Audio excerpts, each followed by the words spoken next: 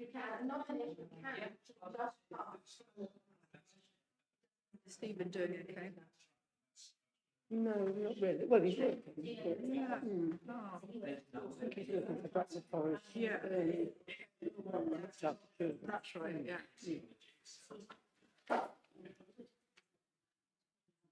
Recently, the news about the and I've got the Hindu education board. His boys are so grown up. Are they?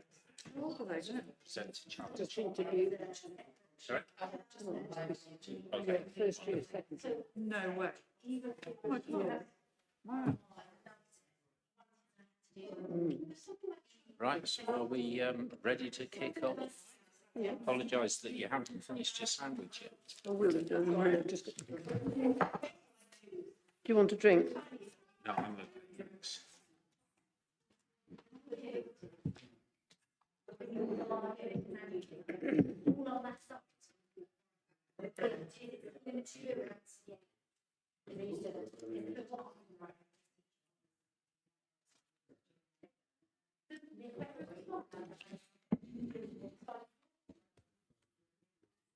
Are we for it?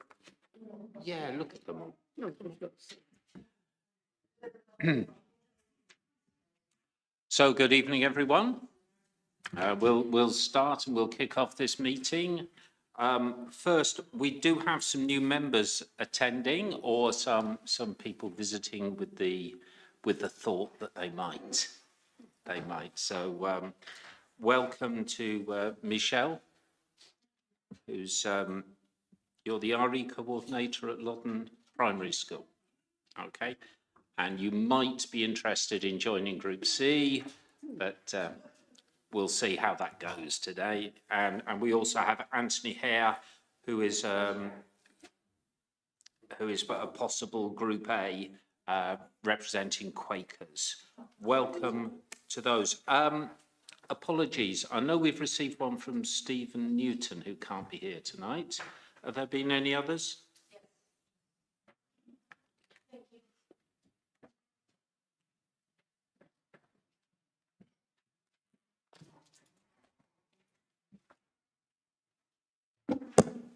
Yes, Chair, we have apologies from Linda Galpin, Shahid Yunis and Grace Heron.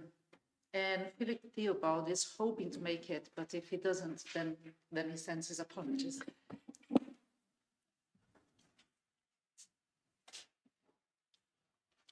Okay, thank you. So minutes of last meeting. I believe that, Alison, you've got some amendments that you want to request to those? Yeah. Do you want to propose them?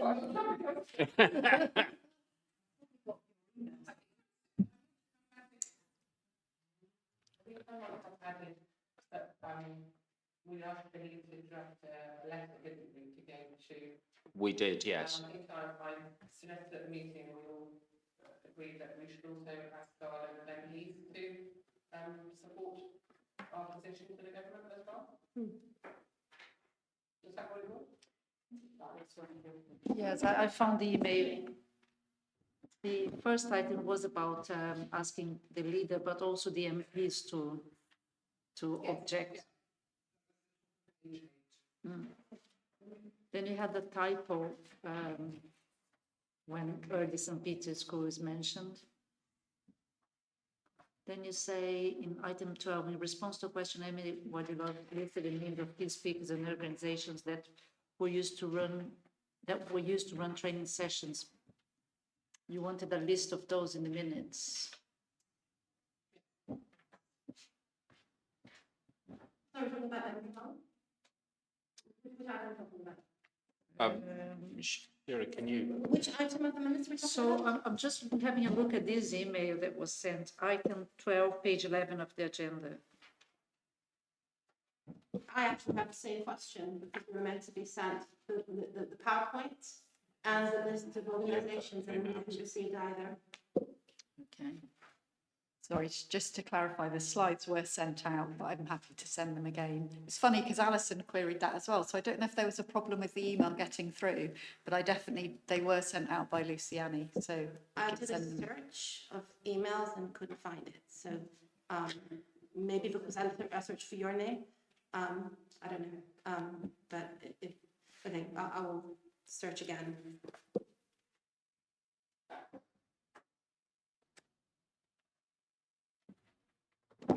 Do you want me to list those organisations for Yeah, you, then I Luciani? can, Okay, so I've got them noted here. So there was Amjad Ali. if you send me later. Just send you the Yeah. list. Okay.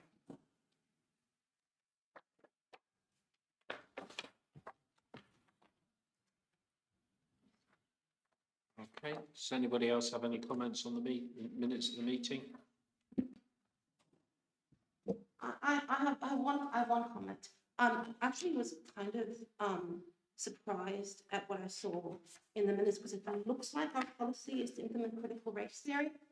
And particularly given what's been going on recently in the news, I just want to note that because that I find is a huge red flag.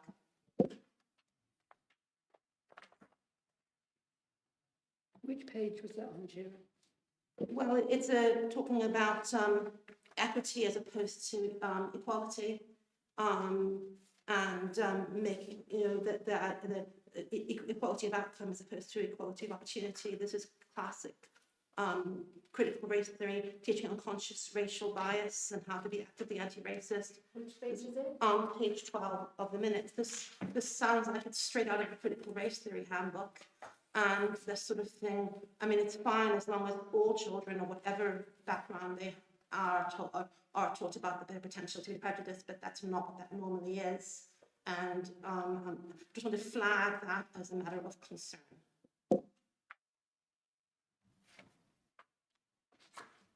Thank you, Shira.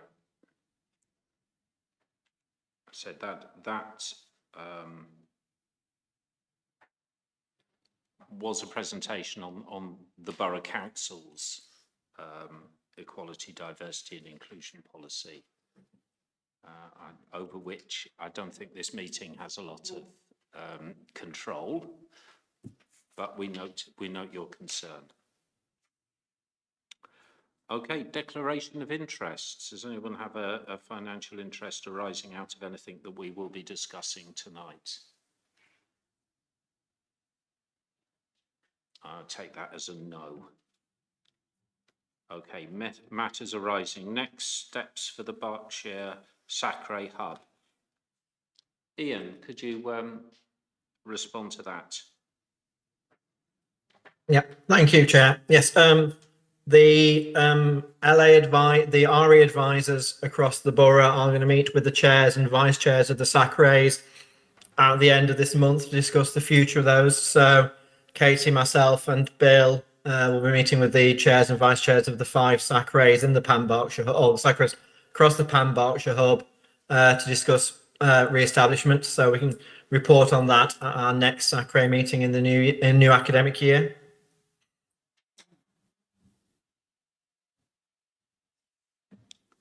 Okay. Any questions on that? All right, moving along. Update on Sacre membership, Emily. Thanks, Nigel. Yes, so we can confirm that Ramesh, who attended our last meeting as an observer, has since that meeting confirmed that he would like to join as our Hinduism member. So that's really good.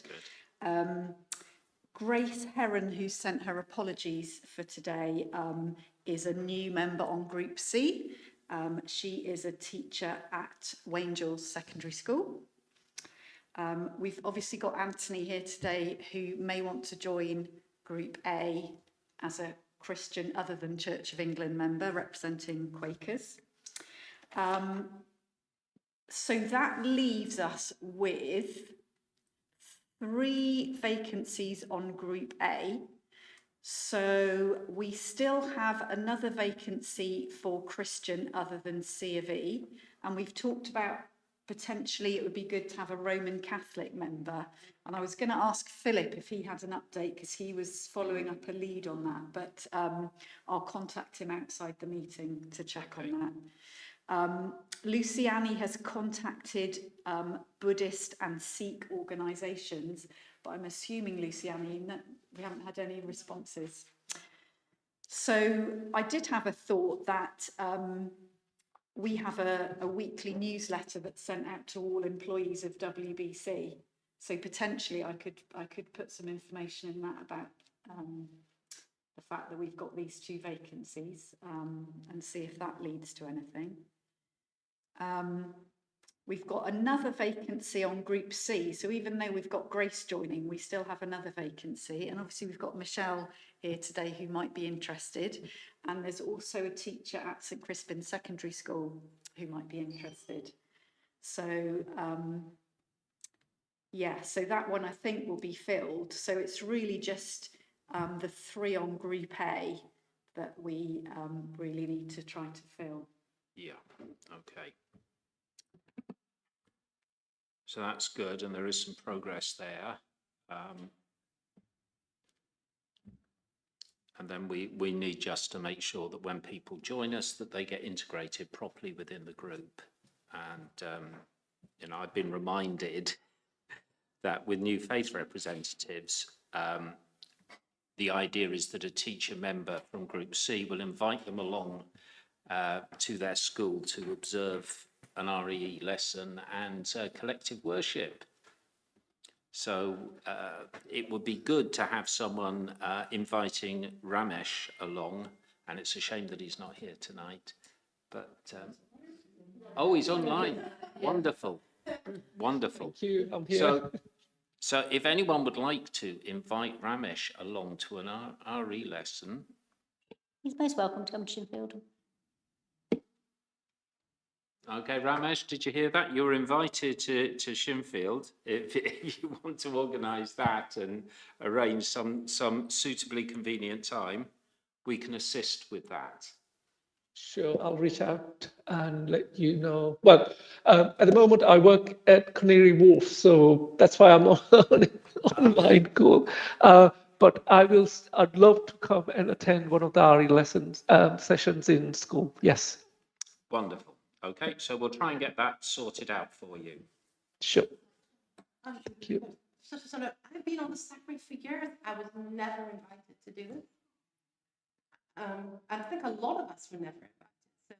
So, Right. I would just love to do it. Yeah, and I think that would be a very good thing. So we will try and organise that. And Shira, no one has ever invited me either. So you are not alone. You're not alone. And I think it would be a very good thing for us to do that. And we're going to come back to this. If you've looked through the agenda for tonight, you'll see we're coming back to visits to schools, because the expectation is that members do go into schools and they do see what is happening so that they can fulfil their duties to the committee properly. I have a little bit of an update on the task and finish group, which is not much of an update because we haven't made any progress since we last met as a Sacre. That falls entirely to me, not to Claire or Shira, and we will endeavour to make progress on that before the next meeting.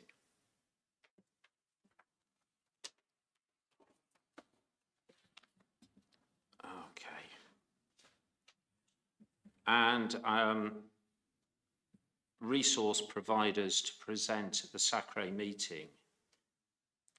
Ian, are you able to suggest some resource providers who might be able to come and tell us a little bit about what they do, what resources they provide, how they get to developing those resources, and also what resources we might like to use here? Yeah, I mean, one of them that has, Chair, spoken to some Sacres is Oak Academy. I know that they, through NASACRE, have spoken to them of Sacres, And Adat Robertson, who leads on our area Oak, is available to do that one. Emily and myself talked about how, for me to explain how we come about using our resources at RE today and where they've come from. Other ones would be Jigsaw, etc. Have a Power, etc. Have regional representatives who may be able to come along and talk to colleagues. They may not be able to share materials due to their copyright reasons. However, they may be able to explain what they do in terms of the process to do that one. So they could be possible ones as well. There's also resources provided by a variety of religious groups. I often have speak to lots of the religious groups around. They go, Katie, thank you, Katie. That's wonderful, Katie. So, for example, from Humanist UK may wish to come along and talk about their results. I've spoken with Anna Silver from the Board of Deputies recently about resources for teaching Judaism. So there are a number of organisations. We could put a list together to invite them along to talk about their resources to the Sacre, maybe give a presentation, Chair. Okay. So if you can do that, I think we'd all appreciate it. That could be sent around to people so that they can see that, and maybe we can have a little bit of an offline discussion about who would be best to come in, maybe at our next meeting and talk to us. So we've got time to sort that out. Okay, thank you very much for that, Ian. Right, apparently we still have some minor syllabus revisions. It will never end, will it? Emily, could you tell us a little bit about Yeah, so Shira, you actually reminded us of this at the last meeting. So what they are is, one is, we made a change to one of the key stage 3 philosophy questions, if you remember. And so what we've currently got in the syllabus is the new question that we agreed on, but the suggested teaching content for that question is still what was written for the old question. So we need to update the suggested teaching content so that it matches the question. And the other thing was the year 7 lessons. There are several references to religious worldviews. And what we decided was that throughout the syllabus, we opted to have the wording religion and worldviews rather than religious worldviews. So we need to make that wording the same as in the rest of the syllabus. I can just point out, the problem is that those year 7 starting lessons are just atrocious. They need to be rewritten. So basically the point that I made was that trying to change wording when the whole content is built around framing religions as worldviews, and frankly, those lessons are a waste of time, a waste of class time, that what we really need is to have better beginning year 7 lessons that actually teach them something useful. So I guess then we've got a decision as to whether, I mean, Ian will give us a little bit of an update, although he doesn't know that much, on the situation regarding whether RE is going to become a national curriculum subject. But if it does, if it is going to be on the national curriculum, we might decide to take a pragmatic approach, and maybe we just say, let's leave those year 7 lessons because our syllabus potentially may not be in place for that long before the national curriculum comes in. Or we could decide that we do want to look at those year 7 lessons and do a more thorough. But certainly in the case of that key stage 3 philosophy question, I've had a chat with Ian, and what we could do is come up with a suggested teaching content that does match the new question, and we could present that at the next Sacre meeting. And we're suggesting that rather than needing to convene the ASC, we could just present it for information if members are happy with that. You don't need an ASC for this sort of thing. It's non-statutory content. We can make any changes we want to non-statutory content basically whenever we want with a simple vote of the Sacre. And the same thing with those year 7 exercises. There's no need for an ASC. It's quite simple. Yeah, agreed, Shira. So I guess then it's just thinking about what we want to do about those year 7 lessons, and whether for now we leave them as they are, or if people would like myself and Ian and anyone else who wants to be involved in looking at them between now and the next meeting. Or, yeah, if we decide to leave them as they are for now. Beth? Do we know when we're expecting a decision from the government?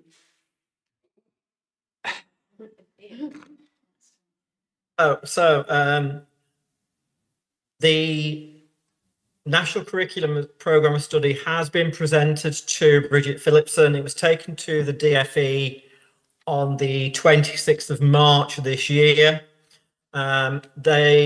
Any documentation from the DFE still talks about the idea of a national curriculum being subject to the consensus of the RE community. So the 4 groups that have helped with the task and finish group, group 1 being teachers, group 2 being religion and belief group, which was led by Sarah Lane Court, group 3 were the RE ambassador programme, and group 4 was Charles Clark working with lawyers. They have all reported back to Bridget Phillipson. She has received pupils' work from RE, and Sacre have undertaken an exercise talking about the amount on behalf and sent this to DFE regarding the amount of time that locally agreed syllabuses have specified for RE, as that would be part of a national curriculum.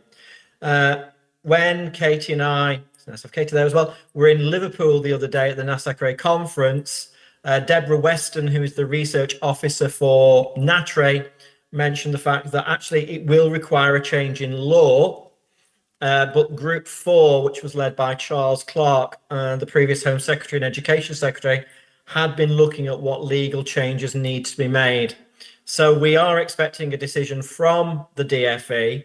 At any point, we're just waiting for it to make a decision. It will require a change in the law, and that was not flagged up in the King's speech that he made the other day, but he did make mention of an SEND and standards bill, and therefore RE could be included in that, but we don't know yet. So at the moment, we know that everything that was asked for in stage 1 has been completed and has been received by the Secretary of State. And she has paid thanks to the religion and belief groups, to the NATRE, the RE teacher group, and to all the groups there as well. So they are in receipt of it. Vanessa is still working on that, even though she's now been made Professor Ogden at UCL. But she is still working on, she's leading the RISE group now at DFE. She's still working on the RE curriculum. At any moment or any time, a decision from the DFE. They have recommitted again to the timeline that they published originally, that the new national curriculum for all subjects, whether this includes RE or not, we are waiting, will be in school by Easter 2027 for first teaching from the 1st September 2028. So we're still awaiting to hear whether RE will be included in that, but the DFE have reiterated that the new national curriculum will start being taught on the 1st September. There's also been a memorandum of understanding between the examination boards for GCSE and A-level RE for any changes that will be made in light of the national curriculum. So alongside the national curriculum, the Key Stage 4 and 5 awarding bodies are looking at the GCSE and A-level in RE as well. I have a meeting on Friday, I was saying to Emily, but I have no idea what it's about yet. I've just been asked to go along to a meeting. So it's one of those where at 10 o'clock on Friday, I'll find something out, but I don't know what about yet. Okay. Sorry about So just to summarise that, I think what you're saying is there is a target date. If the decision is made to include RE in the national curriculum, but it's going to be difficult to achieve. Quite likely. I think given the time frame that we've got stage 1, but stage 1 includes programmes of study for the 4 areas of a new national curriculum. There is no exemplification yet being worked on. That will be stage 2. That would have to be a very quick turnaround. However, for the other subjects that aren't RE, the named people who are rewriting the curriculum were told last October. So they've got a quick turnaround as well. They've got a year and a half really to get theirs written as well. Yeah, but fundamentally, aren't they already national curriculum subjects? So any changes are from Yeah. a much higher base than the one that RE is at the moment. Yeah, yes, very much so, Yeah. Chair, yes, yeah. Okay, Shira. I'm just curious, well, because I've been receiving a lot of people asking me, do you know this draft framework? Where can we see it? What's happening? And so, we were told, oh, no, you mustn't take any screenshots, and it's radio silence. No one's allowed to say anything about this until it's sent to Bridget Phillipson. And that happened in March, and it's been, almost 3 months. And still, it hasn't been published on any website, which makes it impossible to have any kind of proper conversation about it. And I know there are lots of people who want to have that conversation. And has there been any, so sort of two questions, has there been any inkling of a suggestion about when we're going to see this blooming document so that we can actually talk about it intelligently? Because that is very frustrating. And secondly, what form the next stage is going to take, because I'm terribly worried about it all being sort of, a stitch up. The first question, Sharon, no, we've got no inkling of when it might be released. I know the document was seen in March that you mentioned about, or before that, was then worked on, and that's gone to Bridget Phillipson. So I don't know where it's gone from being with Bridget Phillipson. And in the second one, we don't know what's going to happen in phase 2 yet. I think when a decision is made about phase 1 that it will be a national curriculum subject, that's when phase 2 will happen. And I think at that point, the DFE will make a decision about how they're going to go forward with that one. But at the moment, since it's gone to the Secretary of State on the 26th of March, it's not been seen at all anywhere. So, and I know that at the Sacre conference, it was not shared with us either there. So, I'll come on to my Sacre one, but we saw nothing of any proposed national curriculum at that, and I've not seen anything since the Religion and Belief working group that I was part of just after Christmas. That was my last time I saw anything to do with that.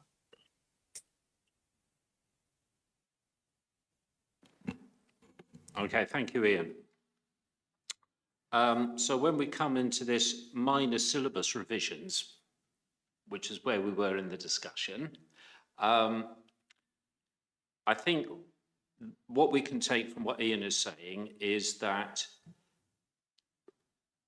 we may actually be using our syllabus for quite some time before any new national curriculum syllabus comes into play. There's the possibility, maybe Ian could speak to this, that it is going to be a very light touch national curriculum syllabus, which will still draw heavily on the work that individual Sacres have done in their particular areas. So I think there is mileage in getting our syllabus as correct and as good as we want it to be. And I can point out that any work like this that we do, we can share with the other councils whose syllabus is almost the same as ours. And I'm sure that they would welcome that. Is that a reference to other councils in the hub? The Berkshire councils? The hub, which doesn't really exist except for the fact that I'm always happy to pass information on to other Sacres. Other Sacres in the area. And I think that would be a good thing to do. So if we are all agreed, I suggest that we work on those minor revisions as a first step and get the syllabus as it stands consistent and correct. Then we look at who is going to work at the possibility of changing those Year 7 lessons to improve them. And if everyone's happy with that approach, can we just, is anyone unhappy with that approach?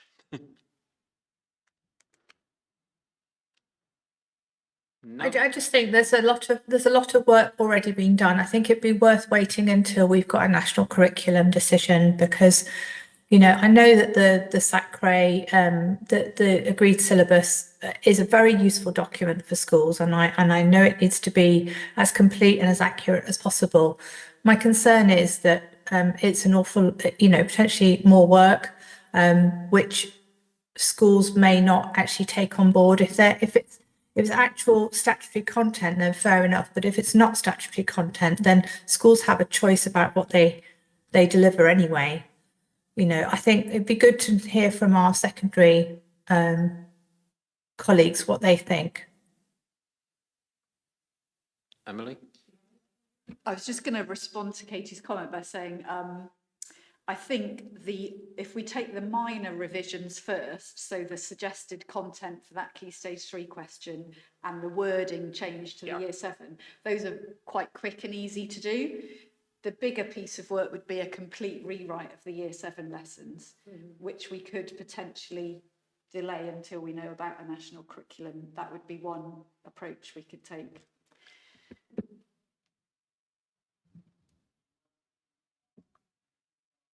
What is the feeling of the group? Because I think that's a reasonably coherent and sensible suggestion. Shira? Just to add one more thing here, the issue here is that if the Year 7, these Year 7 lessons are meant to be what they do at the very beginning of their secondary experience, learning RE. So it's setting things up where they're framing RE as being about the study of worldviews as opposed to lived traditions. And it's setting things up in a distorted way at the very beginning of the very first year of secondary school, which in my mind is quite harmful, and it's worth getting that right.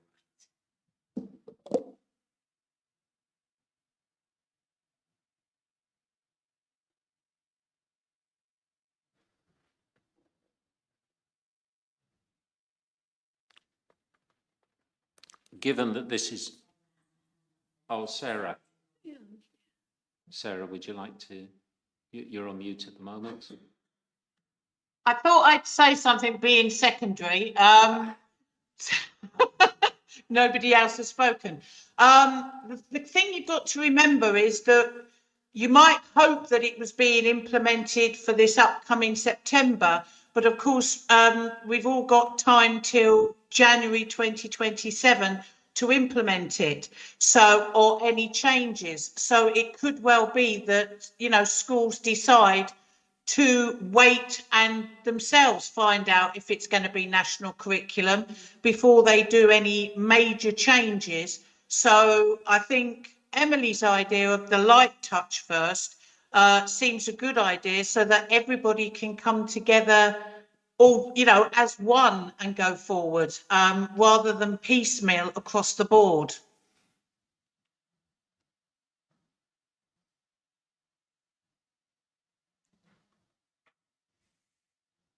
Okay, shall we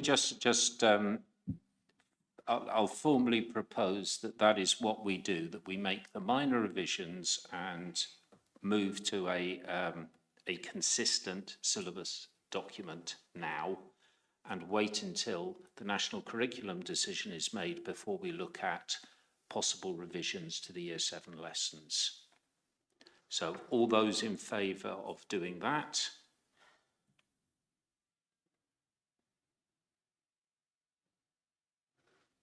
Any against? Right, so that's our decision. Thank you. Emily, could you update us on how things are in Wokingham schools? Yes, certainly. Thanks, Nigel. So, yeah, teachers continue to be busier than ever, and all the challenges I've mentioned previously continue to be challenges, but there are also some updates. So I thought I'd focus on a couple of major things that are developing at the moment, nationally and in Wokingham. But obviously we've just been, one thing to briefly mention first is obviously we've just been talking about the national curriculum, and that is obviously a very big change that's looming for teachers, with a new national curriculum being published in the spring for starting to teach in September 2028. And from 2029, there'll be updated GCSEs as well. So that's a very big change that schools know is coming. But what I thought I'd particularly talk about are two of the LA and schools' main areas of work at the moment. And one is special educational needs. So I've talked before about how there's been an increase in significant special needs that schools are supporting, and a shortage of specialist services for those children. And you've probably heard in the news about the schools white paper, which was published in February. And there was a lot of information in the white paper on changes to special educational needs provision, including a set of new inclusion standards that will set out strategies and approaches for schools to use. All schools have to publish an inclusion strategy statement by the 31st of December that is a plan for how they will use their inclusion funding. They have to develop individual support plans with parents for all children with SEND. And there'll also be national training for teachers on adapting their teaching for children with SEND. And that's all going to be phased in over the next 3 or 4 years. In addition to that, every local area, so Wokingham's working on this at the moment, has to write a special needs reform plan by this month. So that's been a really quick job that local authorities have had to do. And in Wokingham, as part of all the changes, we have 2 new special schools that are going to open, and some new resource spaces that are going to be part of mainstream schools, but for children with SEND. And people might be aware that in January, Wokingham had a local area SEND inspection, and the report was only published a couple of weeks ago. So that's quite recent. And unfortunately, there were some weaknesses highlighted, some strengths, but also some weaknesses. So the weaknesses were really around the timeliness and the coordination and the quality of support. It wasn't just an inspection of the local authority. It included schools as well, but also health services, social care. So there are lots of different organisations that were part of this inspection. But there were some concerns raised. And one of them was some children and parents reported that schools weren't adjusting their provision to meet the needs of children with SEND, and were not understanding that children's behaviour was because of their special educational need. And so the way schools were responding was not appropriate. So that's not all schools by any means, but some children and parents reported this. So that's just one of the things that's being addressed in an action plan that's currently being written. As I said, there were lots of positives that were found as well, but some concerns that are currently being addressed in an action plan. So that's SEND. And the other sort of big thing I thought I'd talk about, which I mentioned at the last meeting, was a real focus on ensuring that all children feel they belong in our schools. And that includes children with SEND, but also children from low-income families, and every child, whatever their needs, feels they belong in our schools. So that's a big focus. And that was also talked about a lot in the schools white paper. And it's something that Ofsted is focusing on much more now as well. So what we're doing, so we know the white paper told us that the government is going to expect every school at least once a year to measure by talking to children how much they feel they belong in the school. And they're going to publish a set of questions that schools can use for that purpose. They're also going to publish an enrichment framework, which will set out the sorts of activities that every child should be able to experience while they're at school. So yeah, there's a lot in the white paper about ensuring children feel that they belong. And one thing we're doing here in Wokingham is that there's recently been some research done on particularly looking at families on lower incomes and what sort of inequalities do they experience as residents of Wokingham.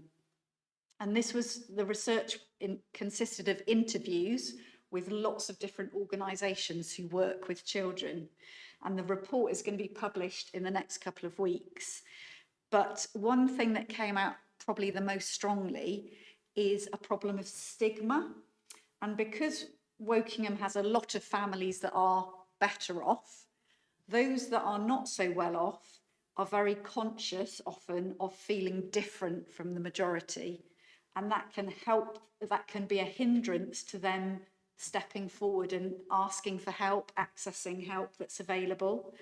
And also something that came out linked to that is that there are quite a lot of families who might not meet thresholds. So for example, they may not quite meet the threshold to be eligible for free school meals, but they are still struggling and their needs are getting missed. So the report will include some recommendations, not only for schools, but for all organisations that work with children.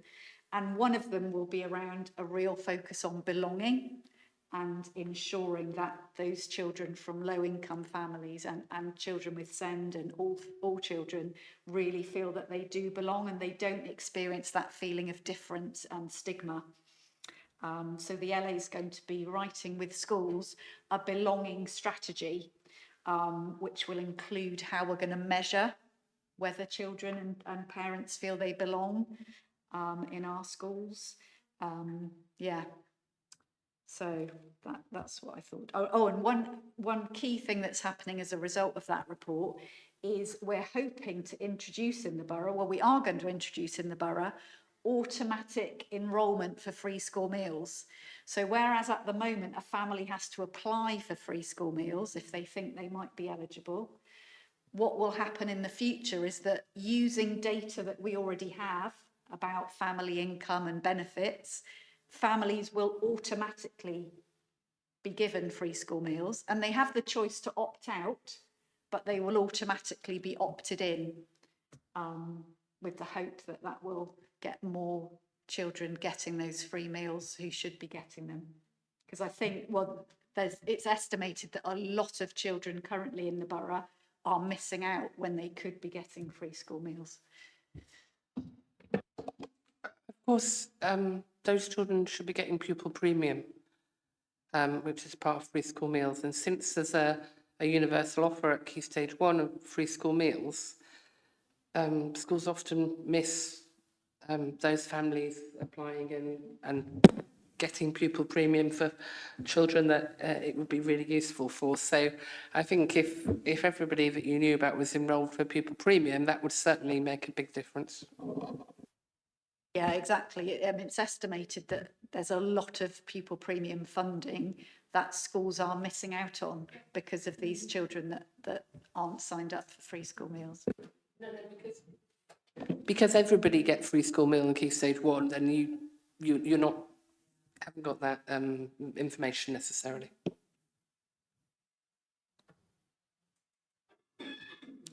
Okay.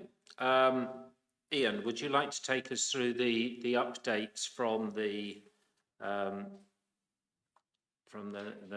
Sacre conference?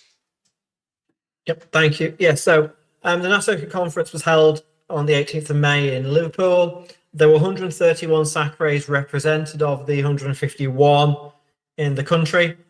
The two keynote speakers, who actually one recorded and one beamed in because they couldn't make it to Liverpool, had very similar discussions around the idea of RE and social cohesion.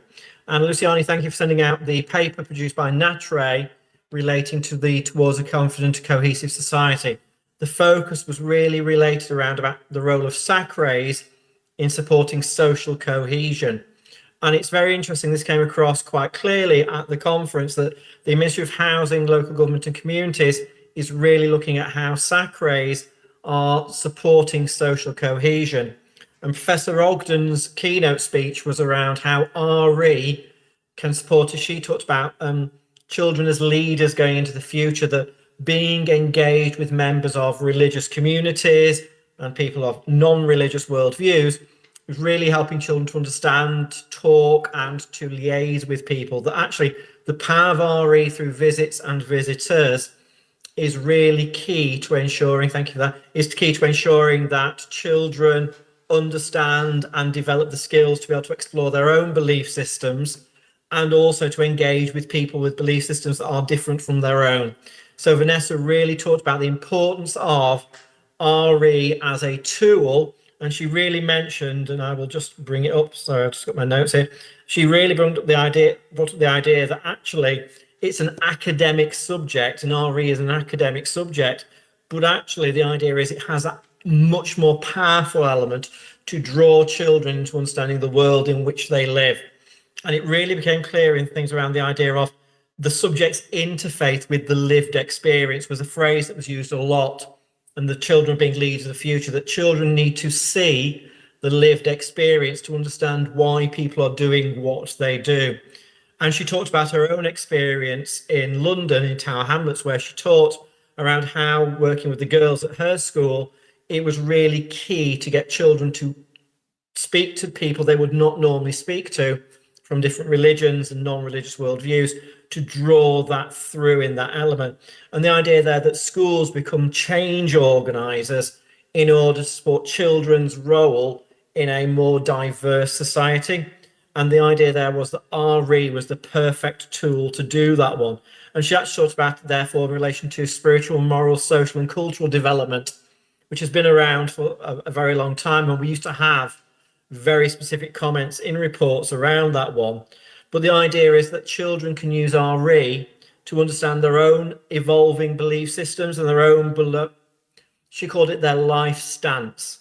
The idea that actually children would therefore be able to talk about what they feel, talk about what they believe in a safe environment in school, and learn to have that level of discourse with other people, so that actually we can then work as a society into a much more cohesive society. And she talked about the idea of them being able to handle beliefs effectively.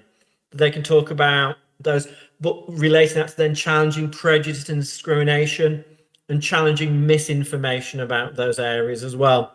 So it really drew Vanessa around how Sacres, and she's a very big supporter of Sacres, have that role of supporting their local schools and enabling this lived experience of religion to come to the fore, so they can understand those ones. And she really talked about a unified, confident, resilient and democratic nation, and that RE has the tools to do that. And in the document that was just shared with you on screen, that's in your pack, the DFE and the Ministry of Housing, Local Government and Communities are really seeing RE as that driver for social change. And Sacres have been placed at the heart of that. And at the conference, Bill Moore, who is the chair of NASACRE, and we know Bill well, all of us from Berkshire, has been talking to the ministry around how Sacres can work with the ministry to help people understand the religious makeup and to help challenge discrimination and prejudice as they see it. The second speech was from the Faith and Belief Forum around how the Interfaith Week, which is this year, the 8th, the 15th of November, will also use RE to bring children's voices together, to get them to help to have that understanding and discussion with people they may not always be able to meet. So really talking about, and mention was made there of the poetry competition they had last year for children to express their own belief systems. So there's a real focus at the NASACRE conference on RE and its development of social cohesion. Figures were given for acts of violence and phobia against religious groups. They were shared with us from those that were reported to the police about how RE could be used to tackle the misinformation children see online, the misinformation they may hear at home, that school and the high quality RE curriculum, where they're understanding that why people do what they do is a key driver for RE. Also mentioned there was an update on the national curriculum, but also on the element that Sacres will continue until such a decision is made, but with that commitment in the Confident Cohesive Society paper from the Cabinet Office in March, that Sacres are being seen in government as a real driver for interfaith work to support schools to develop that one.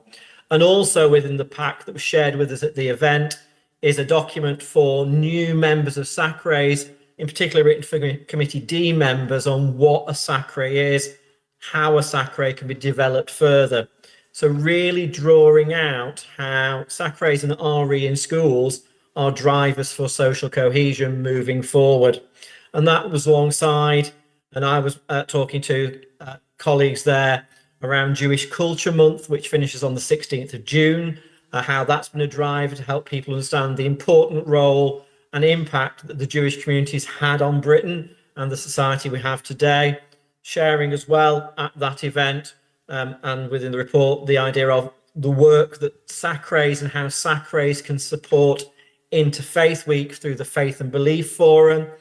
So that's on the 8th to the 15th of November this year.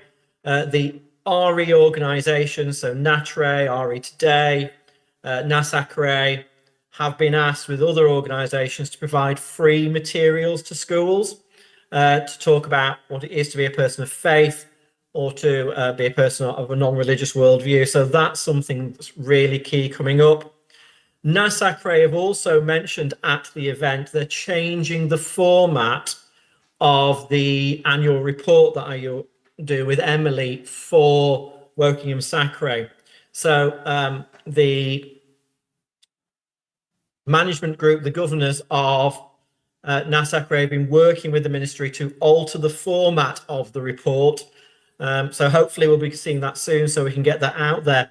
But there's a much more clear focus on RE's impact as an academic subject being looked after by the DFE. And that will go alongside work that Bridget Phillipson's been looking at with the national curriculum. The chair of NATRE, Katie Freeman, has sent through some pupils' work that's been, that Bridget has responded to the pupils about. So she sent responses to those ones. And the Ministry of Housing, Local Government and Communities are looking at the social cohesion side. So rather, and this came through very clearly at the meeting, rather than it being one government department looking at RE, we now have two. And it really is clear on their agenda that will be mentioned within discussion papers as a subject about the impact that we can have on society and on the individuals as well.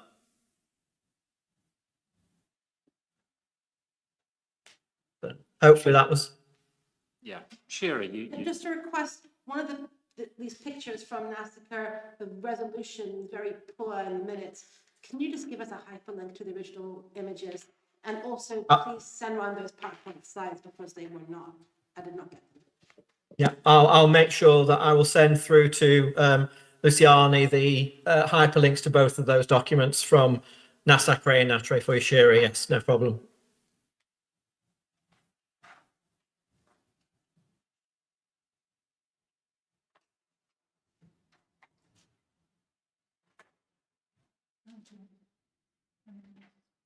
Emily. Just to add to Ian's national updates, I was just going to mention Nigel, the consultation response that you and I communicated about. So NASACRE contacted Sacres to alert them to the fact that there was a government consultation open. And one of the things they were consulting on was something called Progress 8, which Sarah will know all about as a secondary school teacher. Basically, Progress 8 is one of the ways in which secondary schools are made accountable, is some published data that is published about every secondary school.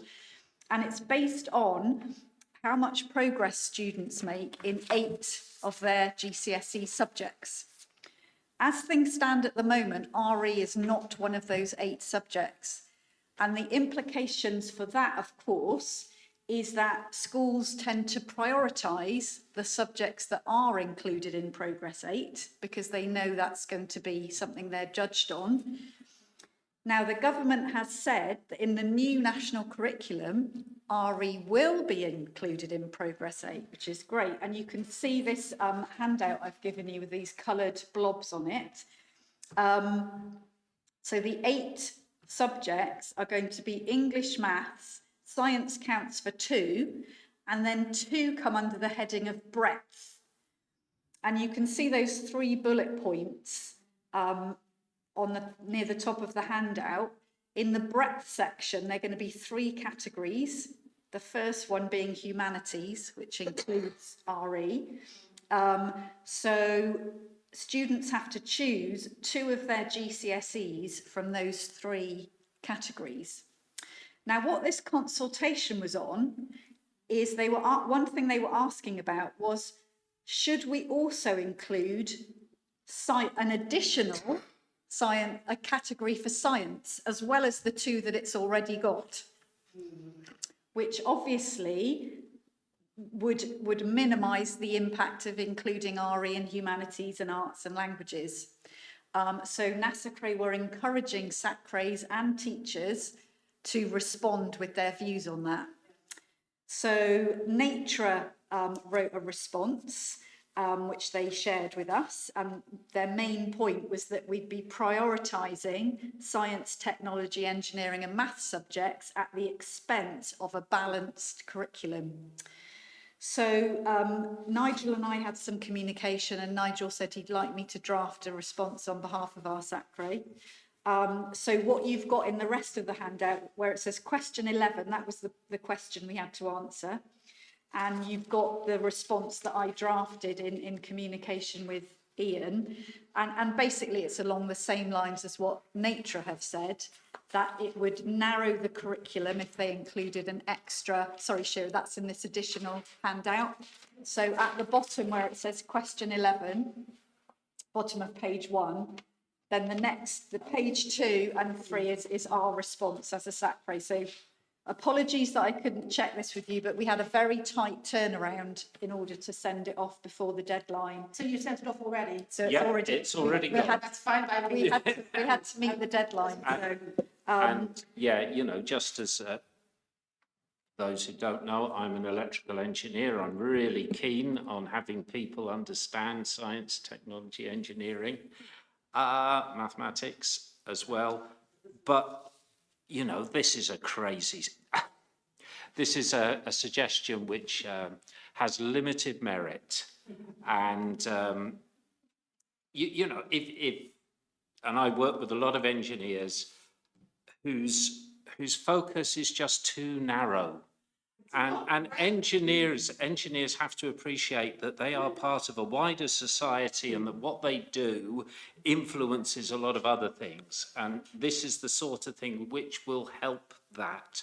So from that engineering background, I came at this, but I can understand people from the humanities and those of us here with a keen interest in religious studies, do not want to see what would actually be a narrowing and under calling it breadth, you know, which is, yes, it's a classic newspeak situation, isn't it? Sorry, Nigel, I was just going to apologise to the people on screen who I realise won't have seen this. We can email this out with the minutes, but I've just shared it on screen there, so they can see what we're talking about, but we will email it out.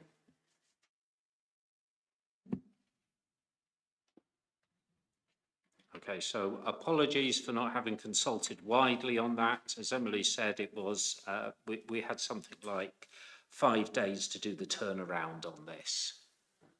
May I make a suggestion? It would be, I mean, you made the right decision. I'm glad you did it because I remember seeing this myself and thinking, what are they doing? But you could always just do an email and say, and response thumbs up and, you know, just to sort of get the feel of about this sort of thing, if in future there's a decision like this where it isn't so obvious. Point taken. Okay, feedback from teacher networks and training, Emily. Yeah, so we've had a couple of really great sessions with teachers since our last meeting. So on the 27th of February, we had a whole day training for secondary school teachers, which Claire came to part of, and Katie was there for the whole day, and Sarah was there. And we had 7 Wokingham schools represented. There was 15 teachers there altogether from 7 Wokingham schools, and we also had teachers from 6 schools outside Wokingham. So it was free of charge for Wokingham schools because the Sacre was funding it, but we charged other schools. And in fact, we came to a really good arrangement because Wellington College offer a professional development programme for teachers, and they have lots of schools that are partnership schools that benefit from their training. And they were aware we were doing this conference, and we were going to charge schools outside Wokingham, I think about £100 for the day. And they said, what about if we give you a chunk of money and then you charge the schools less? Because then you'll get more of them coming. So we said, great idea, thank you very much. So that's what we did. So we only charged non-Wokingham schools £37 in the end, which made it very affordable and meant that lots of them came. And Ian led the day, and it was really great, and we got really positive feedback, and they said we would love to have a day like this every year, and they loved coming together to talk with each other. Yeah, so that was that. And then in March, we had a primary teachers network meeting, which Ian also led. And we had really good attendance. We had 19 teachers. I think you were there, Sam. Yeah, we had 19 teachers there. And Ian focused on diversity in Christianity as a topic. And again, really positive feedback. So we've got one teacher training or network meeting still to come this academic year, which is actually next week on Wednesday, and is another primary network meeting, and that's from 4 to 5:30 online. So as usual, Sacre members are all very welcome to come to that if they'd like to. And the focus of that is going to be essential knowledge for RE subject leaders.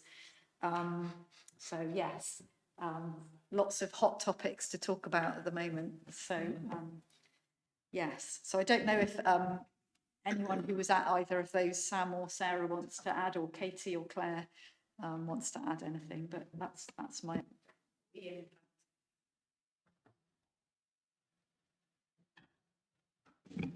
I can add in, yeah, the primary one was really, really useful. Lots of really good resources, lots of really good conversation, you know. It was great, actually, and I've used some of the resources since in my classroom. So straight into the classroom again. It was brilliant.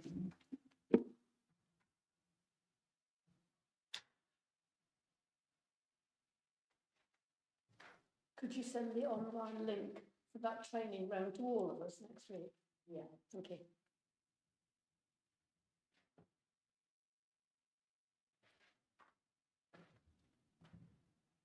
Okay. I believe we're going to talk about Ofsted inspections. Oh, Yeah. So since our last meeting, there have been 2 Ofsted inspections that have mentioned RE specifically. Now, very interestingly, both of them would have normally had a Section 48 inspection because they are Church of England schools. But what we're finding is, and I was saying this to Emily earlier, another local authority in the southeast, all their Ofsted inspections since January have mentioned RE. And we're finding that RE has been mentioned in schools of a religious character as well as schools of a non-religious character. So St. Cecilia's and St. Sebastian's in Wokingham both had comments in the personal development and well-being section around RE, which ties very nicely. And also the Forest schools had comments there as well. And they're relating to how pupils are learning about other cultures and religions and faiths to enable them to live and function in a diverse society. So rather than RE being mentioned in the curriculum section of Ofsted reports, it's actually now being mentioned more and more in the personal well-being section. And in the local authority in the southeast, where all their schools have been inspected, and that's 9 of them, and it's about a local authority probably about half the size of Wokingham, every one of them's had an RE report, whether it's positive or negative. There have been no negative reports about RE in Wokingham schools, you'll be pleased to hear, as a Sacre. The one that is actually, and Emily and I were talking about this one earlier, the one that is not a Wokingham school, so I won't mention it, its report mentioned that due to a lack of depth in the RE curriculum, Sarah's nodding away, the pupils are unable to live and function in a diverse society, and therefore the school was graded appropriately due to the fact that it was not teaching an RE curriculum that I mentioned earlier around the idea of lived experience. So children being able to talk about their own beliefs and values, and also to talk about the societal beliefs and the religions that they may encounter elsewhere. But it's very interesting that the schools where they've had a Section 5 or a Section 8 inspection, that RE is now being mentioned in Church of England and Roman Catholic and other faith-based schools as well. So where the focus is in a Section 48 inspection, which is a church, Roman Catholic, Church of England school, etc., they will talk about the RE curriculum. Ofsted are very clearly commenting about RE's function and role in supporting children moving beyond the school gates, but also talking about how they treat each other within the school. So they're talking about how people talk about with respect about other faiths and other values different from their own, and how well they can articulate theirs. So there were more inspections within Wokingham of that time. However, 3 of them specifically mention religious education, and they talk about culture, faith, and religion explicitly in the personal well-being section. So it is interesting that this move from, when you look at the curriculum section, comments are made usually around English and maths, you're seeing RE being mentioned and religion being mentioned specifically in one area of an Ofsted report, which is really, really interesting. So while we had no RE being mentioned, and now, one local authority, 100% of the reports I've been through for Wokingham, 3 specifically mentioning RE. But it is a good picture on how well the curriculum in those 3 schools, so St. Cecilia's, St. Sebastian's and Forest, is enabling children to interact in society.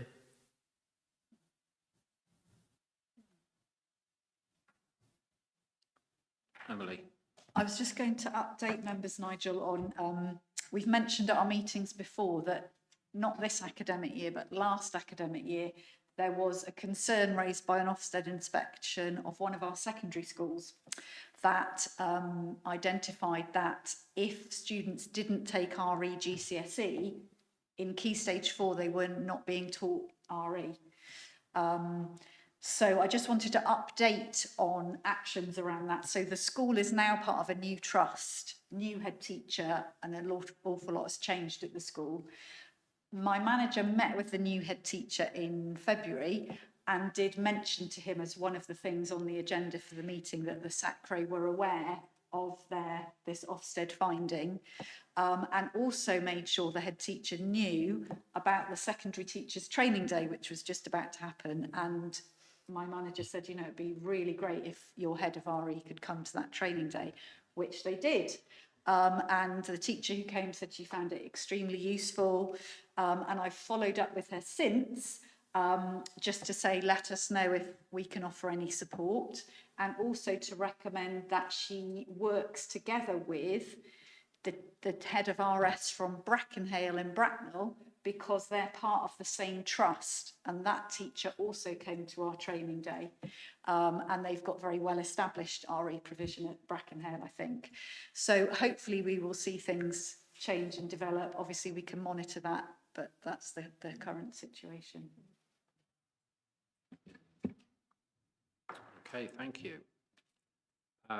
Emily, you're presenting on the development plan and the budget. Thanks, Nigel.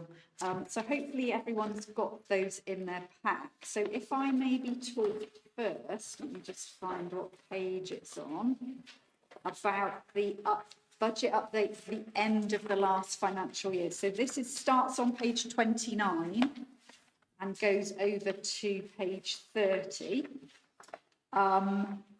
So you can see since the last meeting, the spending is in that final column, the spending during February and March. And as always, we always set this out in terms of our core costs around things like our Sacre meetings, all the things we have to do as a Sacre. And then the second row is about teacher training and things we choose to do as a Sacre. And you can see in green there that we did have some income from the secondary training day, as I said, as well as we obviously had to pay out for the venue and the refreshments and the printing of handouts, but we did also have some income which offset the costs. So at the end of the financial year, our overall spending was £7,442.46, which was less than we'd planned to spend, which was 9,820. Main reason for that being that we put in our budget a contribution to the Sacre Hub, which of course hasn't been in operation.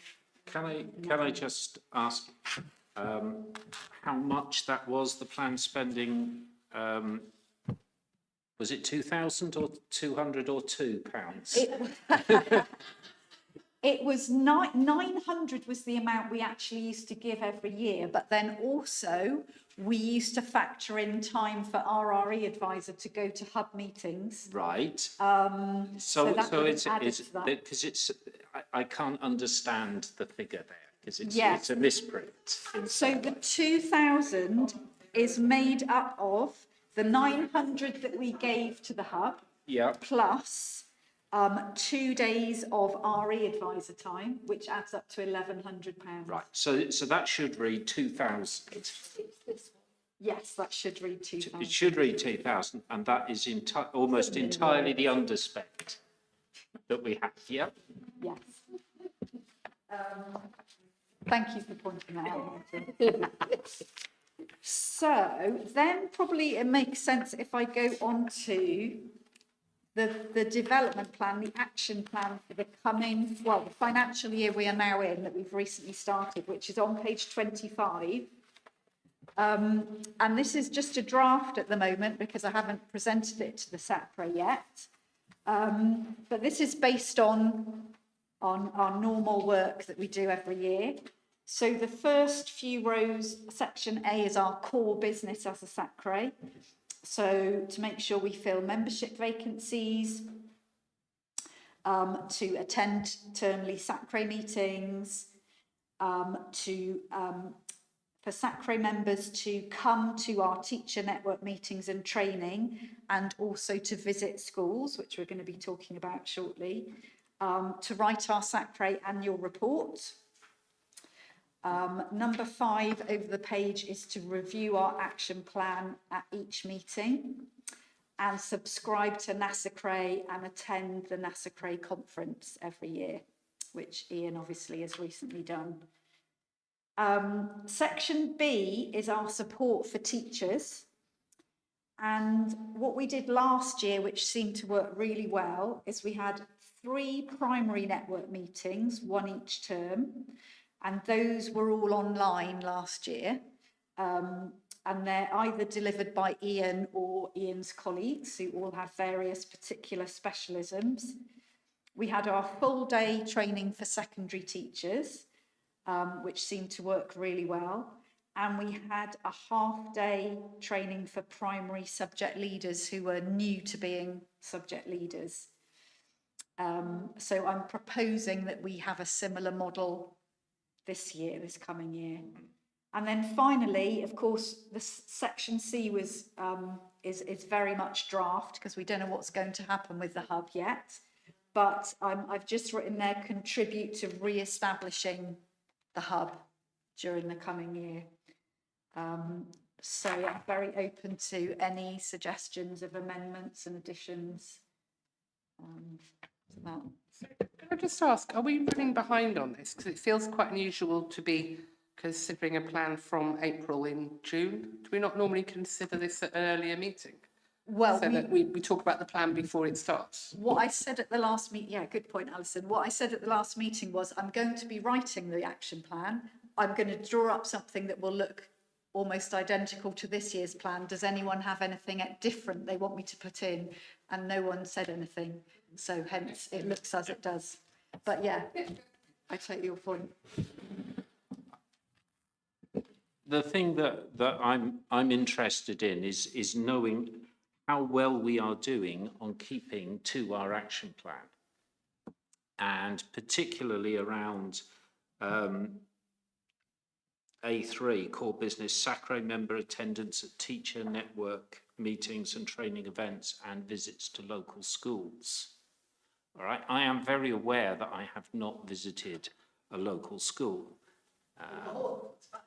Okay, so I am failing in my duty as a Sacre member. I am just wondering how many more of us are failing in our duties. All right, so it would be interesting. Do we have a way, would people like a way to log what member activity we're actually having? Now, I don't want this to be a burden, but if we are going to have a plan, you know, we ought to be recording how well we are doing against that plan. That is fairly fundamental. Alison. But isn't that the next item on the agenda, Sacre member visits to schools, and then people feedback and report that what they've done, and it's in the minutes? Sorry, the next one is understanding what members' visits to schools are all about, how they should be conducted, what the purpose is, how they can be effective. So it's actually a little bit of almost training for us, and setting the expectations for those visits for us as we try and actually move towards doing what we are meant to be doing. But if we're not recording the fact that we are doing these things, then this is nothing more than aspiration and wishful thinking, unless we actually have feedback on what is happening on this. Emily. Just to say, Nigel, in terms of Sacre members coming to teacher training and network meetings, we do have a record of that I could easily, it wouldn't be any work to keep a log of that. Yeah, that would be a good thing, and to have it reported back to see how we are doing. You know, not that I want people to be guilt-tripped into doing stuff, but it's always good to have that feedback. You know, as a professional engineer, I have to keep a log of my continuing professional development. I'm sure teachers have to do the same. I don't think that, you know, Sacre membership comes with responsibilities. I don't think it's too much to ask of people to do that as well. Anthony. So who does Sacre Wokingham have to refer to look to? So there's National Sacre.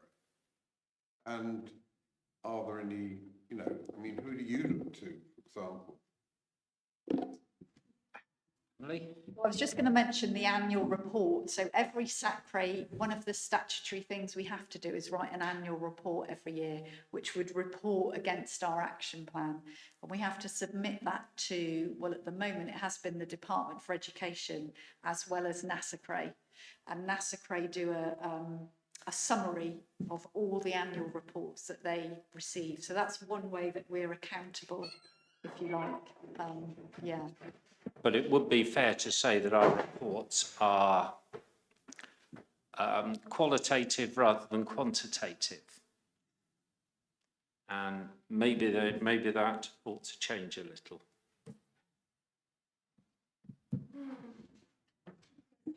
Absolutely. And the Sacre report is also presented to the full Woking Borough Council and is in the agenda, which obviously is freely available to all residents, well, to the world, online, but we are reporting back to the residents of Woking in that way. And of course, you know, it is Woking Borough Council who fund this. And so I think it's quite reasonable that they should know what we're doing with their money. Okay. Beth. Can I suggest that to start with, all the teacher training links are sent to us so that we will go if we can. And to me, that's the easy bit, really. We haven't done any school visits in my memory since COVID. We did them before COVID quite well. I wouldn't say very well, but quite well. But COVID changed everything, and we've not got back to that pattern. Excuse me. And so it could be now that we begin again with some training about what we're doing if we're going into school and how we would be expected to be received and to behave and what we're looking for. And I think that would be welcome, and we could practice on you. Yeah.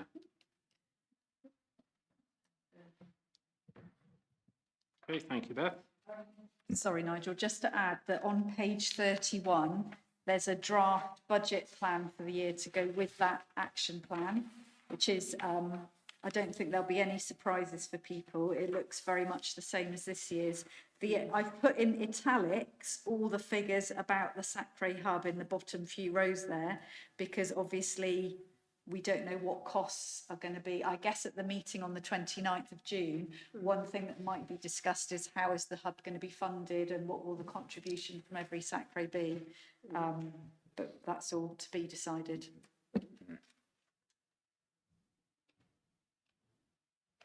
Okay, thank you, Emily. And if anyone has any thoughts on the hub and what activities it ought to be involved with, please let me know, or Beth know. Sorry, could you just remind us, what is the allocated budget from the Borough Council? So yeah, this is an interesting one, I think, because our budget has not been increased for many years. So the actual amount of money that we get allocated is £6,800. However, I have had many discussions with colleagues in finance about the fact that costs do increase. So, you know, consultancy costs, whether we employed Ian from RE today or any consultant for our RE advisor, which we have to do as a Sacre, the costs do increase year on year. The costs of hiring rooms for teacher training increase, for example. And there is an understanding that our costs are going to increase even though our budget allocation hasn't actually increased. So my finance colleagues are well aware of what our planned spending is, and they know that it doesn't match what we're actually allocated. But that is the position where they're not able to increase our actual allocation. But if they're aware of your planned spending, so they're aware of how much money needs to be available to cover that, then they are budgeting for that. So it's just madness not to up the figures, because it reflects very badly on the Sacre to show, you know, to say, oh, for, you know, another year, Sacre's overspent their budget. So can we fight a bit harder, Chair, to sort of get the... Yeah. Because that's a good you know, point. I feel the good thing is that you've always kept within what you set out at the start of the year. You haven't exceeded it, so you have kept within the budget. But if they're aware of it, that there's going to be and it just doesn't make any sense. No, and we totally agree with you that it doesn't make any sense, but that's been the situation for a number of years. Perhaps we have to raise it in full council, Beth. Yeah.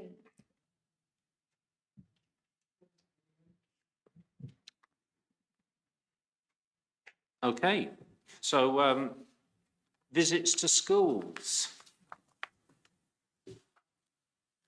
Okay, thank you, Nigel. So this, I don't know if you want to introduce Yeah, this. so at the last meeting, you know, it got raised about the possibility of visits to schools, that they would help inform us as Sacre members about what was happening in schools, what RE provision actually looked like, and really that would be as useful to us as seeing the providers come in and present on their lesson plans and their syllabuses and the way that they develop their materials.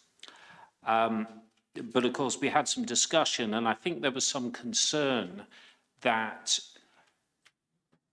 there wasn't an adequate understanding of what the visits were for and a consensus about what the visits were for. So Emily has been looking at the best guidance that there is available and wants to present that, and we can have a discussion around that guidance, and we may or may not agree with it, but at least it's a starting point for a discussion about what school visits hope to achieve, and again, what the expectation should be from the school of a visit and also from the Sacre members for a visit. Okay, thanks, Nigel. So yeah, I literally just did an internet search of what does Sacre and what do other Sacres say about Sacre members visiting schools. And I thought I'd share some of the things I found, which I thought were really useful. So the first thing is, apologies, this is a bit small of text, but this is taken from Sacre's handbook for Sacre members, which sets out what are the essential functions of a Sacre. And I've just highlighted some of the key bits in blue. So a Sacre's role is to advise its local authority on what needs to be done to improve religious education and collective worship for the schools in its area.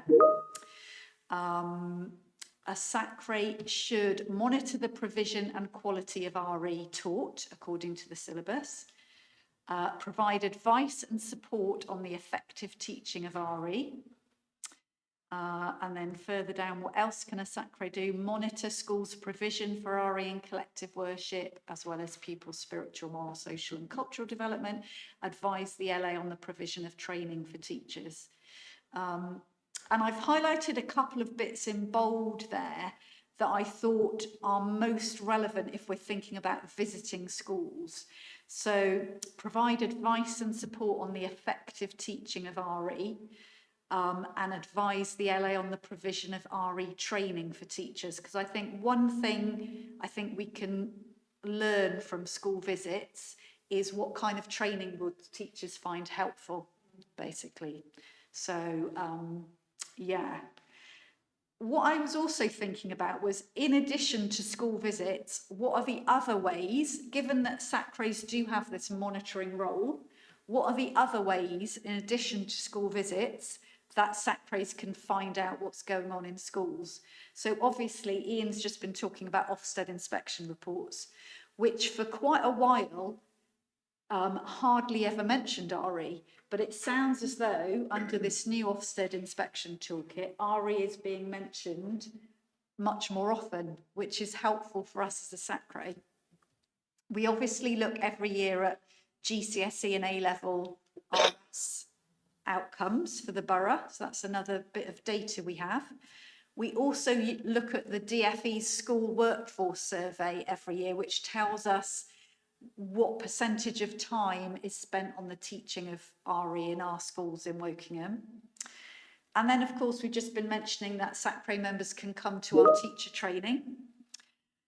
We can also do surveys of our schools. So you might remember, I think it was 2023-24 academic year, we did a survey of our secondary schools and asked them things like, what percentage of your RE lessons are taught by specialist RE teachers? What does your RE teaching look like at each key stage, for example? And then we've got school visits. So this is what I found in my search. So Derby City Sacre have a guidance. Sorry, yeah, it's not very big, but I can email these out, but I can't actually make it bigger on the slide, I don't think. But this slide isn't actually that important, because the first bit literally just explains to schools, this is a document for schools that says what is a Sacre and who is on the Sacre. So it explains that we have four groups, 4 committees. The more interesting bit for us is the next bit, which talks about how visits of Sacre members benefit schools and how the visits benefit Sacre. So the benefits for schools they've listed Sacre will be in a better position to celebrate your successes in RE and to share good practice. Sacre members will be better informed and better able to support the work of RE teachers. By extending hospitality to Sacre members, schools will be extending links into the community. And Sacre members will be better able to represent the needs of schools at Sacre members and at other forum. And then how the visits will benefit Sacre. Sacre members will be better informed about the responsibilities of RE teachers. Sacre members will gain a better understanding of RE provision. And Sacre members will have a more direct opportunity for feedback and comment from schools that can inform future revisions of the agreed syllabus. So, yeah, that's what they say are the benefits. And what they've also got in this guidance document is a suggested code of practice for when Sacre members visit schools, which they share with schools in this document. So I think the first bullet point is probably the most important one for us to be mindful of, that we're not visiting schools in an inspectorial role.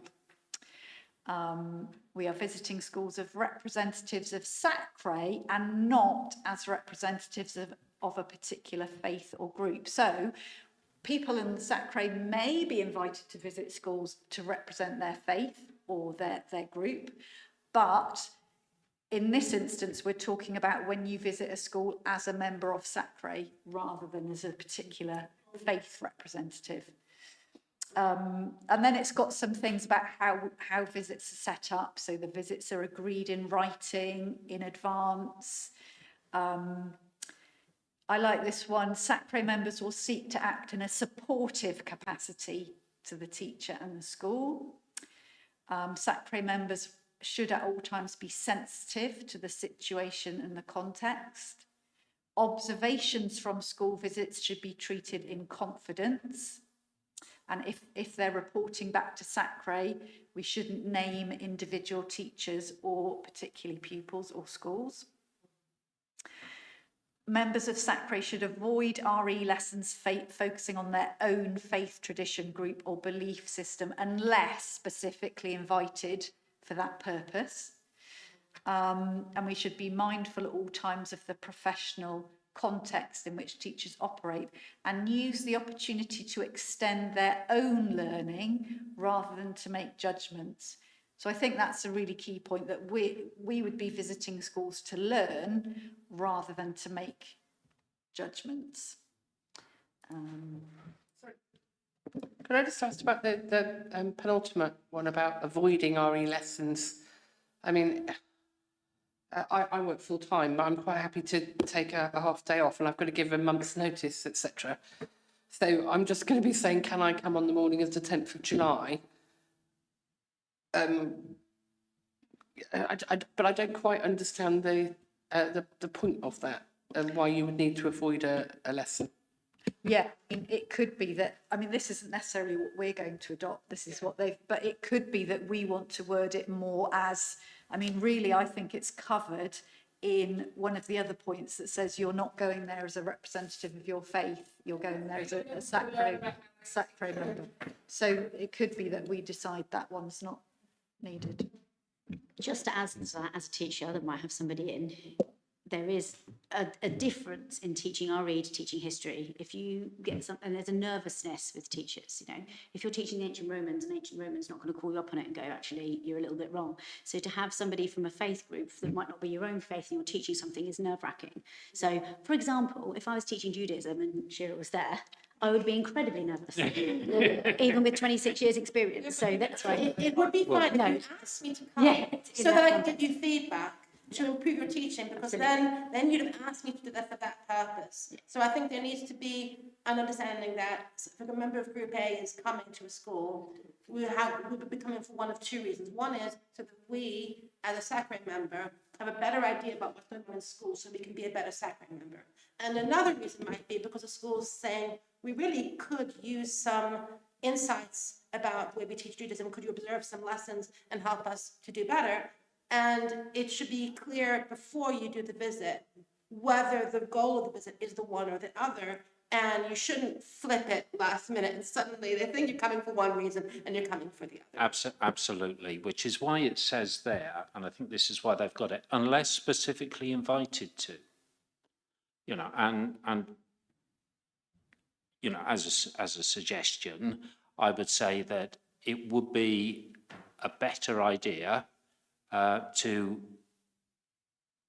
your first visit or your first few visits not to be of that specific nature, so that you've got a baseline to work with where you've seen what happens in lessons, so that as a Sacre member you are familiar with how a particular, you know, the way that these lessons are structured, and you're familiar with them before you sort of come in and are providing some sort of expert input. But I appreciate your point, Alison, is that the majority of lessons are actually quite possibly going to be based on our faith traditions, and it's going to be Well, difficult I mean, to as a part of the counsellor group, you know, it's not, I don't think I've ever stated if I have a faith or not and what it might be. So there wouldn't be any. Yeah, you know. But for some of us, you know,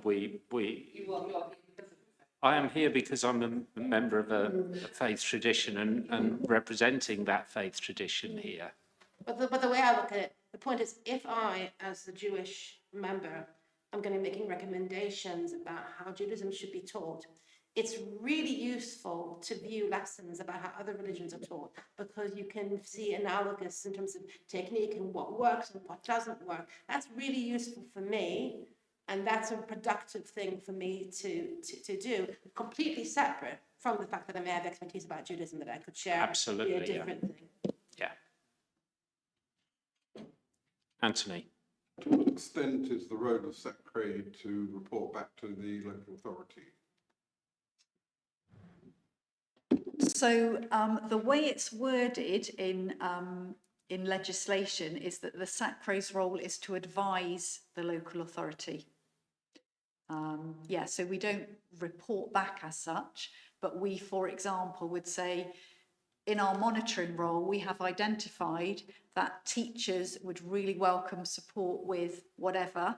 So in our action plan for next year, we're planning to put that support in, and that will need that amount of funding, and that's what we're advising that you allow us to do, for example. So was Sacre set up in the first place because of difficulty in communication between local authorities and teachers?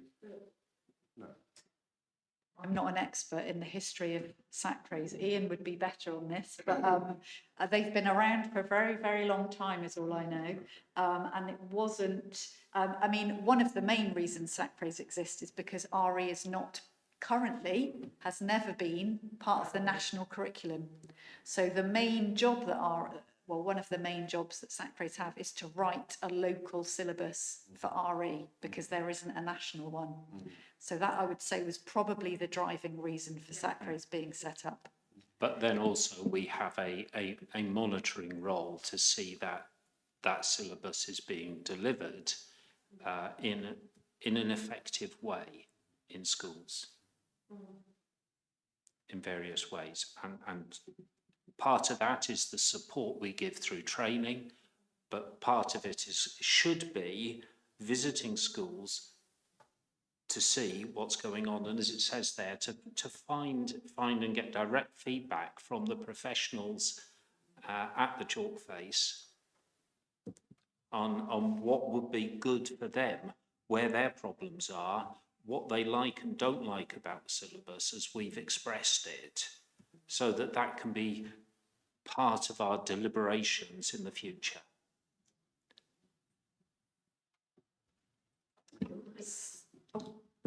Well, it would be interesting to know something of the history and to understand, you know, was it local authorities who sort of requested from the government to organise something in this sort of way, or was it the government who was looking at, a government who was looking at what local authorities were having problems with, or what schools were having problems with.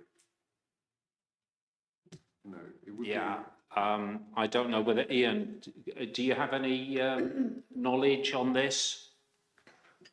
Yeah, so the locally agreed syllabus as RE came around in 1944, but was always locally determined to reflect the, at the time, as it said in legislation, that this is a reflects that this is a Christian country. So that's part of law and hasn't changed, depending, you know, even with changes to demographics.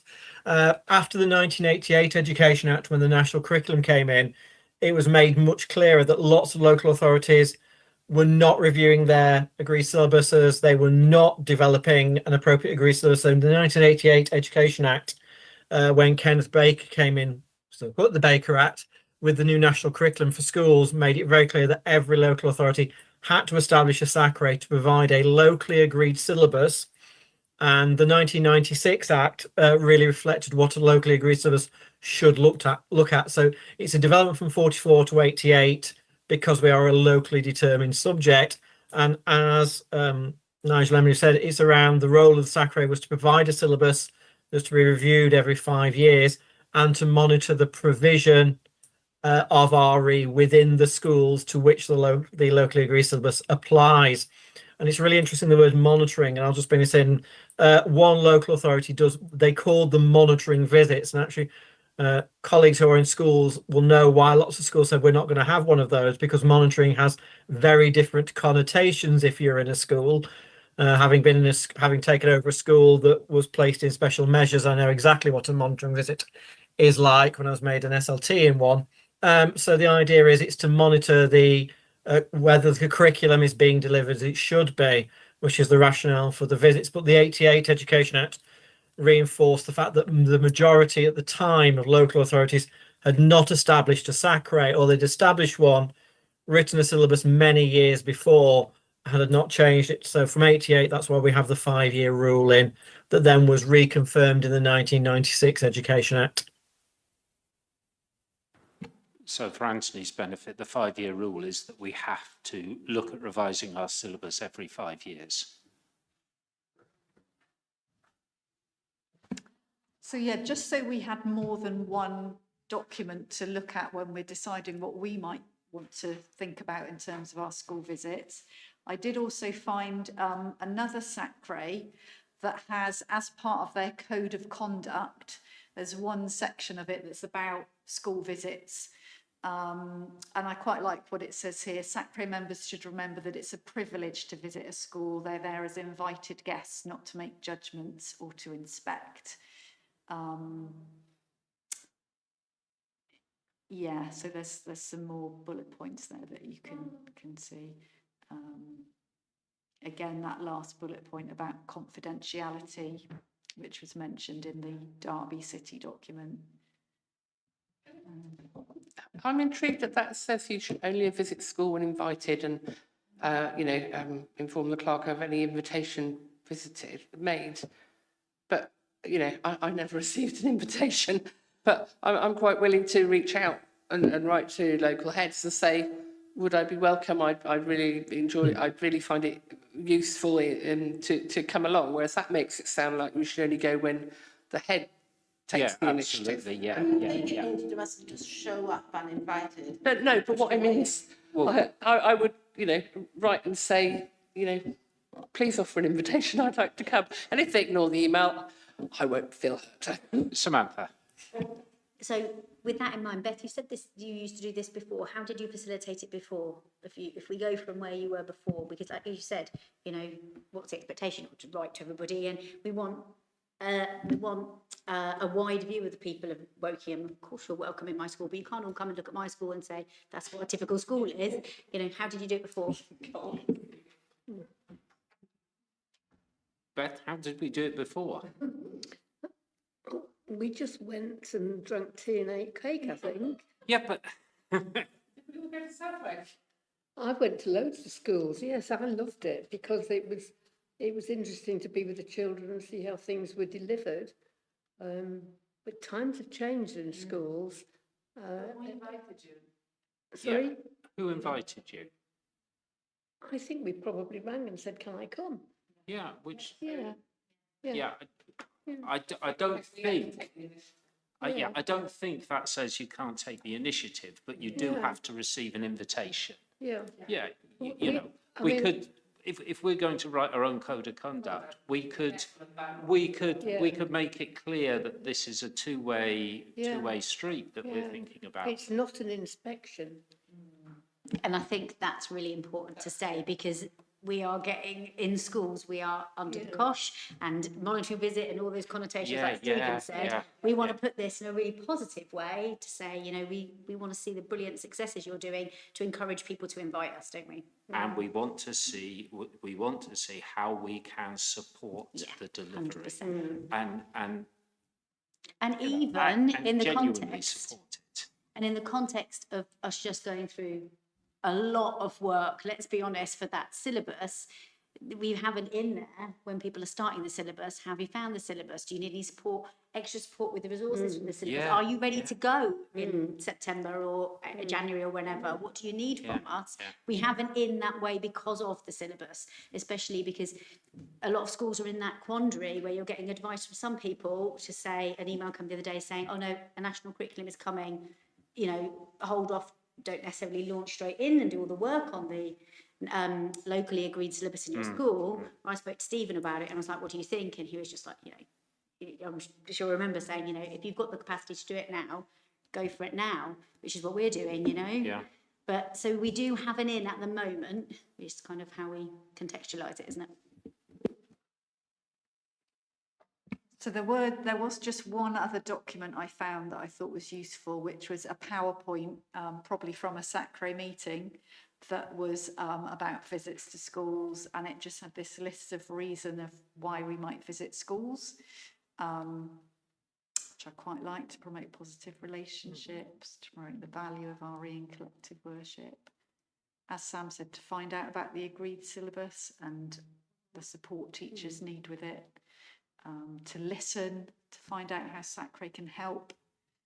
And it went on to say how visits should be set up, which is, you know, obviously we can decide how we want to do this, but agreeing the purpose of the visit in advance. Obviously, we would agree the arrangements. Yeah, agree with the head teacher the arrangements, confirm in writing. The other thing that we really use, sorry. The other thing that's really useful is, and I don't know if Ian will agree, but in lots of the primary network meetings, it is always the same people from the same schools. We've got a lot wider base of school. Why are people not coming? Is it because they're not aware of it? Is it because you are actually inundated in school? I mean, over half term, 256 emails I had. Is it because they're getting lost in between? That is another good thing for us when we're visiting, to be able to promote the support that is there and perhaps target some of those schools that aren't necessarily asking for the support, just to add to that list of things that might help. Yeah, I think that's quite useful. Can I make a suggestion?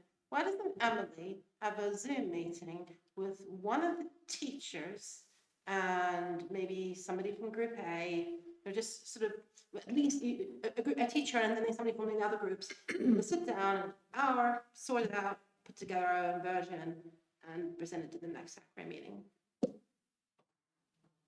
Beth? I think we need to remember that many schools don't have an RE specialist.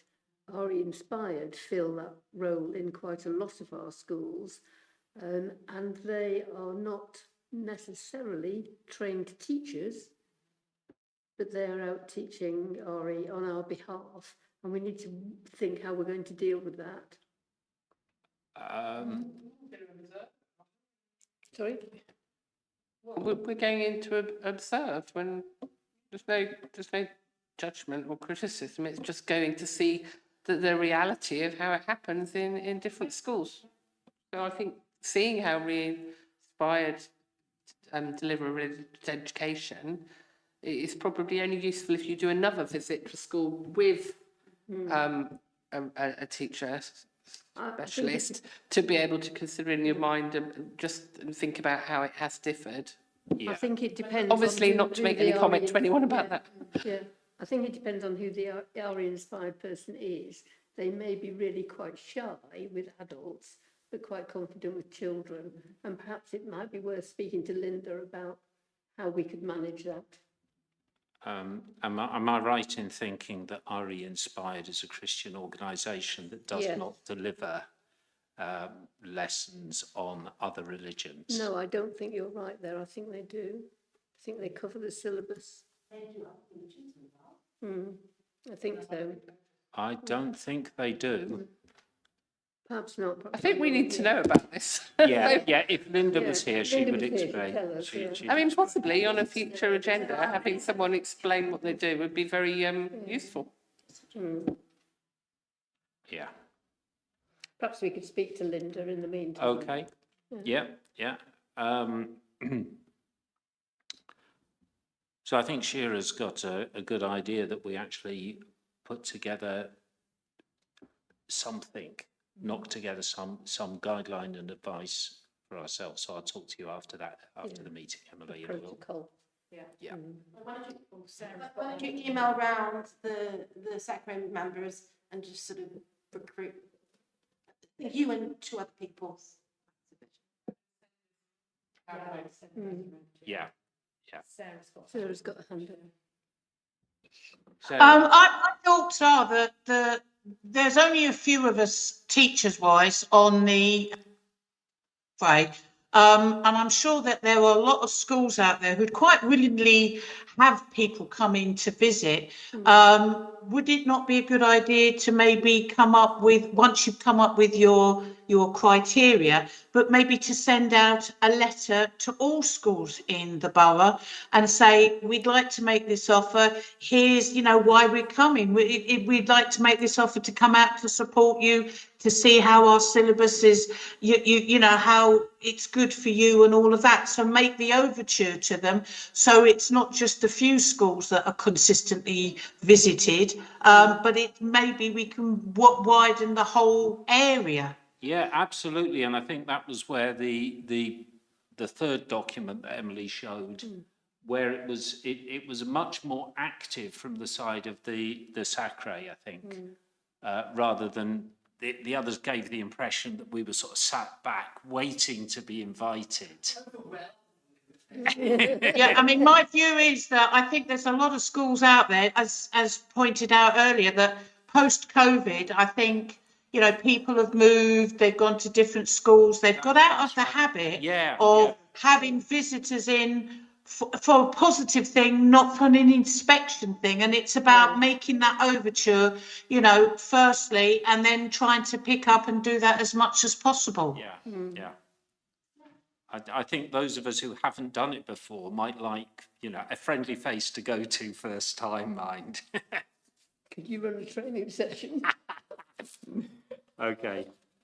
All right, I think we've run our course on that subject. Any other points before we move on?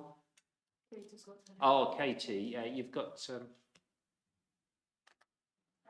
Yeah, just to say, I posted in the chat with regard to the financing of Sacres and RE. It's actually funded to the value of 2% of the central schools services block.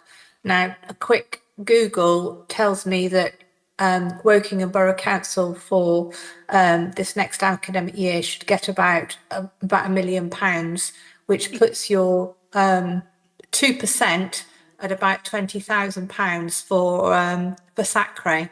So you might want to use that little bit of information to extend your budget. Emily? Unless that has significantly increased, Katie, I mean, the reason we have that 6,800 allocation is because, as I understand it, that is the calculation based on the central schools block. So unless the central schools block has drastically increased in the last few years, I don't think that calculation can be correct, but I will certainly ask that question. Yeah. Let's ask them. It is worth looking, because that is comparable with what other Sacres are. Yeah, and we don't want to be selling our services cheap, do we? So, So, Sorry. No, we don't charge Sacre for them. Well, but it comes out of that 20,000. yeah, yeah. Okay. She does it for love. All right, thank you, everyone. So now we're going to move on to a member presentation about their faith. Shira is going to present about herself and Judaism, and I think she's provided some PowerPoint slides. If that's helpful, yes. I think it would be helpful. I think it would be helpful if it's next to Emily so that there's a camera on me, otherwise it won't. Oh, When you put your microphone on, the camera does it? Yeah, yeah. Or am I absolutely minute? Okay, all right. Can you go full screen? Can you go full screen? Okay, it's okay. The font size is nice and big, so it doesn't matter. I hope everyone can see. So I was asked to do a quick presentation on Judaism. I'll try to do this in 10 minutes, and it might be more like 12. So it's not really about me personally, more just about Judaism in general. So you probably have heard of Judaism before. You probably know that things like Jews believe in one God, and we have a holy book called the Torah. But what I want to actually do is first to make sure you understand that Judaism is made up of two parts. So we're firstly an ethnicity, the Jewish people, also known as Am Yisrael, with a history going back several thousand years. And then attached to the ethnicity, there is a religion, which contains ideas and values and practices, etc.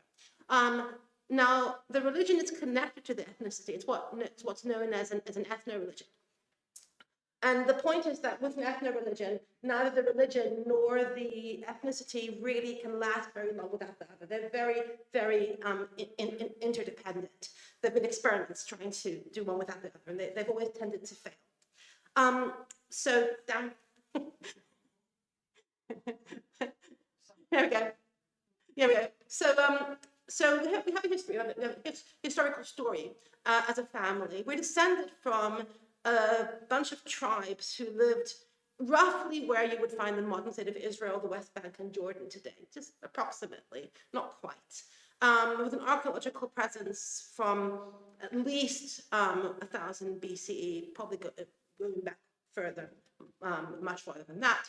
And according to the Bible, they were 12 tribes named for the sons of Jacob in the Bible, whose other name was Israel, thus the children of Israel. And of course, Jacob is the grandson of Abraham in the Bible. So those are biblical characters, but without having to sort of make claims based on scripture, which for history you really shouldn't do, historically speaking, there definitely was a kingdom of Judah in the south, a kingdom of Israel in the north, made up of various tribes, and Judah was the most important tribe, and that's the tribe of the kings David and Solomon in the Bible. And it's from Judah, or Yehudah in Hebrew, that we get the word Jew, or Yehudi, and the word Judaism, because Judah is the most successful tribe and they're survivors. Down.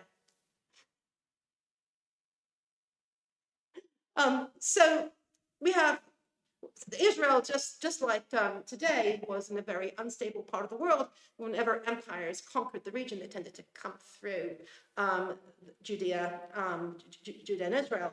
And so it's a complicated history, but basically what happened was the tribes in the north, the kingdom of Israel, got swept off by the Assyrians, and you ended up with the southern kingdom of Judah, which, according to biblical tradition, also included the tribes of Benjamin and Levi, surviving in the south, and that's how we ended up being called Jews, because the 10 tribes were lost.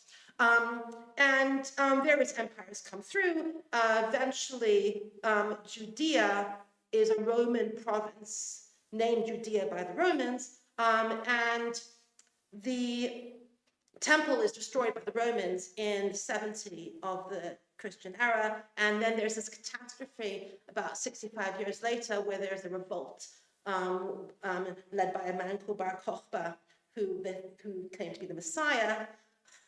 we have problems with messiahs and catastrophes, and this leads to a massacre of Jews by the Romans. Most of us are pushed into exile. A load of us are carted off to Rome as slaves.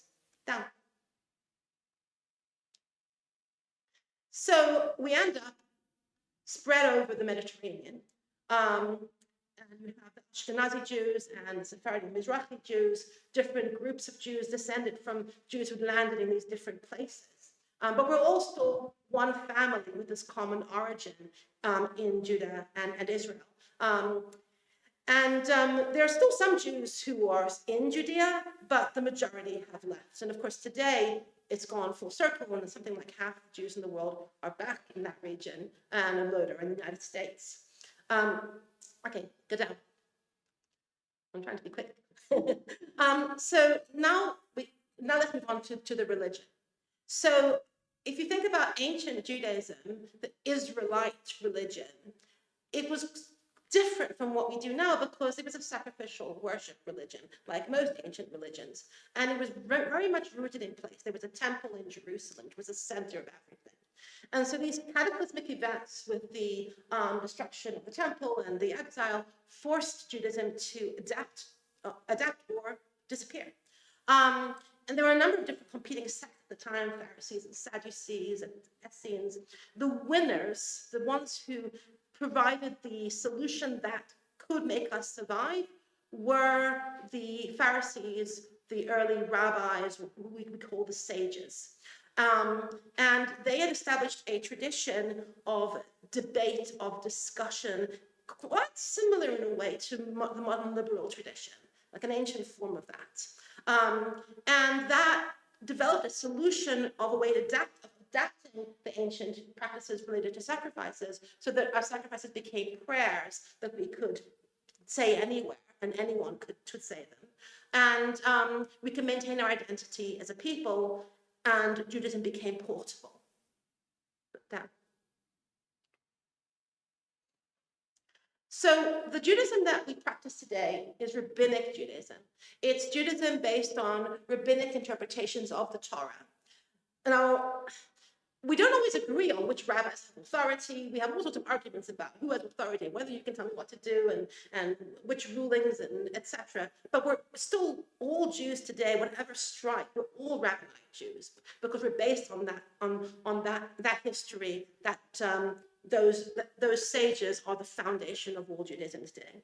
And in the Mishnah, which is early compilation of basically rabbinic interpretations of the Torah, lays down this chain of tradition from the Torah to Moses, Joshua, the elders, prophets, and then the men of the Great Assembly, who were the first generation of sages, i.e. rabbis. Because the point is that you have to interpret the law to address contemporary problems. Religions have to maintain continuity, but you also have to adapt. It's that balance, just like a species has to do that. And so the Torah instructs us to appoint judges. It's in the book of Deuteronomy. And so the rabbinic authority is actually rooted in Torah. And we have this halachic process. Halakha means Jewish law or the way to live. The Torah to the Mishnah to the Gemara, which is basically ancient Reddit, this compilation of discussions and arguments and people arguing even over hundreds of years, commenting on what someone said before, this vibrant conversation, which then gets codified into codes of Jewish law in the Middle Ages. And even today, we have modern responsa, for example, in the early 20th century, whether electricity could be used on Shabbat. There are all sorts of modern questions that come up. So what we have with rabbinic Judaism, in sum, if you want to summarize it in one sentence, it's practice shaped by law and centered around stories or narratives. Down. So I can't tell you about everything, obviously. I'm just going to focus on one subject to give you a sense about how Judaism works. And that is the story of the creation of the world connected to Shabbat. So there's a story in the Bible, the creation of the world. And it's never mind whether you take it literally. The point is what the story teaches us and how the story is lived. So it's that one God created the whole universe. Good and bad all come from one God. We don't in Judaism, we don't do the devil. We have just one God, and good and bad both come from God, which you have to deal with, which is hard. But the point is that this Jewish God cares about the world and cares about his creations, and particularly cares about people, so that each individual human being is created individually in the image of God. It's a lot of rabbinic expansion on this from the original Torah text about the creation of human being, that one human being was created first, that means that each individual human being is created individually. And this is the foundation of the modern idea of human rights, of the individual mattering, as opposed to just being cogs in the machine. So we live this story by practicing Shabbat. So just like God worked for 6 days and rested on the seventh day, we do that as well. And just like God made Shabbat holy, we create holiness in time by resting on Shabbat. The Torah gives us two different versions of the commandment to keep Shabbat. One is to remember the Sabbath day and make it holy. Sabbath is the English for Shabbat.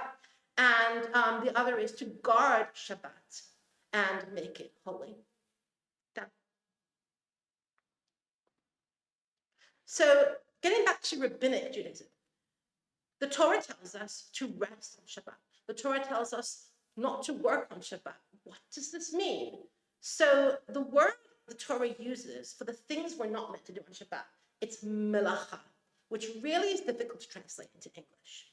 But the point is that the sages, we also call Chazal, these early rabbis, noticed that the Torah uses the same word malacha to describe the work that was done to create the Mishkan, that portable sanctuary in the wilderness after the Jews left Egypt. And so the Torah tells us to stop working on the Mishkan on Shabbat. So therefore, the sages then derive from that 39 categories of melacha, the things you're not allowed to do on Shabbat. Very clever. And this includes, we've got a great children's book, by the way, with pictures of all these different actions, a bit like Richard Scarry. Kids used to love it. Things including kindling fire, weaving cloth, cooking, building, writing, all these sort of active doing things.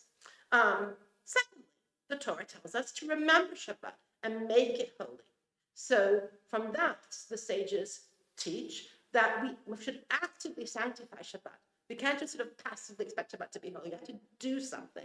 And this thing is reciting the prayer called Kiddush, the sanctification prayer. We do this over wine. If you've ever seen a Shabbat table, that's what we're doing. We're actively celebrating Shabbat, and we have these special meals to make Shabbat special. Now, there's a second value of Shabbat, which is freedom. Because if you resting once a week actually is a way to assert our freedom, because if you're completely a slave, you can never take a rest. And the Torah also instructs us that everybody gets to rest on Shabbat, including animals, including workers, including in ancient times when slavery was a thing, including slaves, which was quite a radical idea. Which then brings us into the next story, because there are three big stories. So the next big story is the redemption from Egypt, which is the foundation of the Passover celebration. So this is in Exodus, that we were enslaved by Pharaoh. God personally intervened to free us. Again, this is an interventionist God who cares about the world. And we live this story when we celebrate Pesach. Every Pesach, we basically say, I was redeemed from Egypt personally by God, me. I'm living that story. And the Exodus also is the motivation of much of Jewish social justice activism, because of the constant reminder in the Torah to remember that we were slaves, and therefore not to oppress people and become like Pharaoh ourselves. Remember what it was like. You knew what it was like to be a stranger. Don't oppress the stranger. That repetition is very, very influential on Jewish social justice activism. Moving down. And the third story, which is the revelation at Sinai, is it's creation, revelation, redemption. It's in that order because that's the order in which these stories are present in our prayers, although redemption comes first. The revelation at Sinai, or the Decalogue, Christians call this the Ten Commandments. We'll sometimes call it the Ten Commandments too, so that we have common language with Christians, but that's not really a very Jewish way of talking about it. There are actually more than 10 commandments in the Decalogue. 10 mitzvot. There are more than 10 mitzvot in the Decalogue. But again, the stories matter because they're lived. We live the revelation story every day when we study Torah. We're meant to study Torah every day. Whenever we study the Torah, we are having the Torah revealed to us. God is speaking to us when we read the Torah. It's an everyday, in the present thing. The Torah is full of commandments, mitzvot in Hebrew, 613 of them. Don't worry, if you're not Jewish, they're just 7. And mitzvot frame every aspect of our lives, from what we eat, how we pray, business ethics, even our sex lives. Everything is framed. And the point of all these rules is to create a disciplined life, that you make your lives holy, and therefore that makes space for God in your life. So it's not that you start with belief in God. You have to do the hard work of the practice in order to make space in your life for God. It's a very Jewish attitude.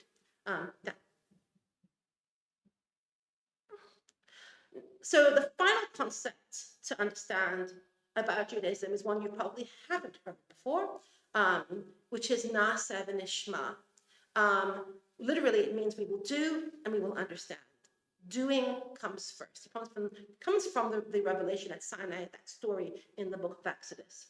The relationship between God and Israel is like a marriage, a covenant contracted at Mount Sinai.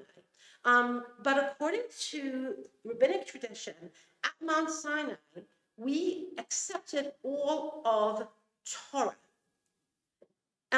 There's a trust involved in agreeing to things that you don't even know what you're agreeing to yet. Because, of course, although we say the Torah was given at Mount Sinai, if you actually read the Torah, you'll know very well that not all of the Torah was actually given at Mount Sinai. The Torah tells us that bits of the Torah were given later, but all of the Torah was accepted at Mount Sinai because we said all that God says we will do and we will understand. That's a blank check, basically. Now, when we talk about Torah, we're not just talking about scripture. In the rabbinic tradition, Torah includes law, tradition, teaching, authority. So what's actually happening here is that we accepted the authority of scholarship. Because remember this commandment to appoint judges, which is where rabbinic authority comes from, rooted in the book of Deuteronomy. So this statement that we will, Na'aseh v'nishma, we will understand, is actually us accepting on ourselves rabbinic Torah, rabbinic authority, as well as the literal words of the 5 books of Moses. Down. This is the last slide, I think. One more.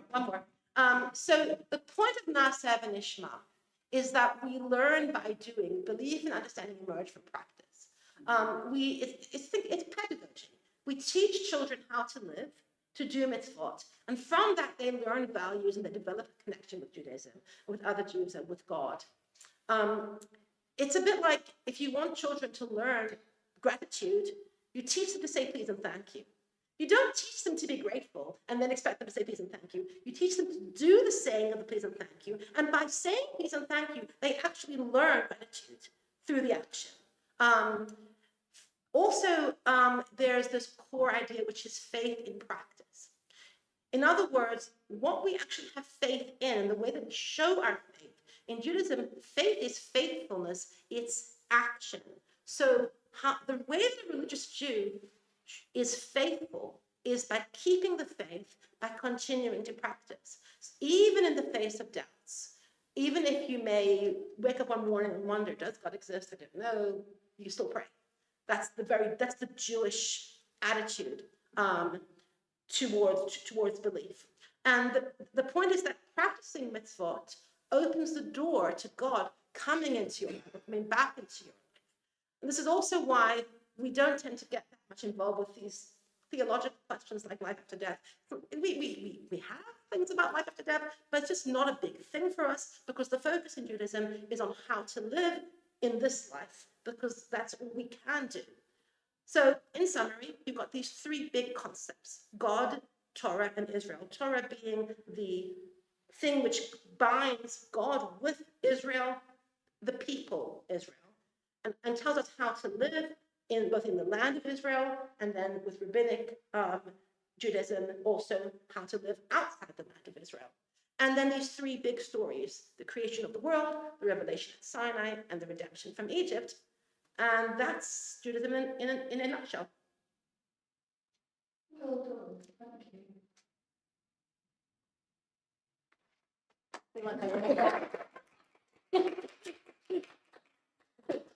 Questions? I'm glad I didn't have to take notes there. Please share the. It's I've uploaded it to URL, so very easy to download. But Emily can send those. Yeah, please do, Very interesting to read. because I did that quite fast. Well, I was told I couldn't at the time. Yeah, yeah. I think you've silenced us. But So I mean, I'm used to thinking about Judaism as being, having different traditions within it, and having Orthodox Jews, Reform Jews. How does that fit into this general schema that you've presented? well, the big difference between Orthodox Jews and then sort of going down towards progressive has to do with our attitude towards rabbinic authority. Some people say it's got to do with whether we believe the Torah literally or the entire Torah of Mount Sinai. That's a complete red herring. The real difference has to do with authority, in that you've got responses to the Enlightenment. So with progressive Judaism, you have a kind of fusion between traditional Judaism and Enlightenment values of autonomy. So progressive Jews would tend to view commandments more as suggestions. And they don't like the idea that they're 100% obligated because it's what I'm free to do. They're very, very into autonomy. It's that ethos. Whereas the more you go towards Orthodox or ultra-Orthodox, people will be much more rigid about, I have to do things exactly so. It's a bit of a cultural gulf. But all of us are responding to the same tradition. It's just that some of us are disagreeing with certain rules, and also has to do with change, because there is this capacity within Judaism for change. But what Orthodox Judaism does, we change without changing. So you introduce a change in practice, but you always do it by behaving as if nothing is changing, because you want to keep the continuity with the past. We're very, very reluctant to introduce a change which is radical, because the whole thing could fall apart. Whereas in the more liberal movements in Judaism, they'll be much more likely to say, this law, for example, take the law against homosexuality. This is wrong. We're just going to say we're going to go for gay marriage. Majority Jews will be like, well, we want to go for gay marriage, but we can't really call it a marriage because it's not a marriage, so we're going to find some other way of doing it. And the traditional Orthodox Jews would rather than say, we just can't. But they're all coming to it within this rabbinic tradition, just responding to it differently. So there's a difference about how you respond to the authority. The degree to which rabbis have authority, particularly the degree to which certain rabbis have authority. I mean, and some of the differences between different groups of Jews, between more modern and ultra-Orthodox, will have to do with specific authority of specific rabbis, and whether you can differ from some decision that was made in the 19th century.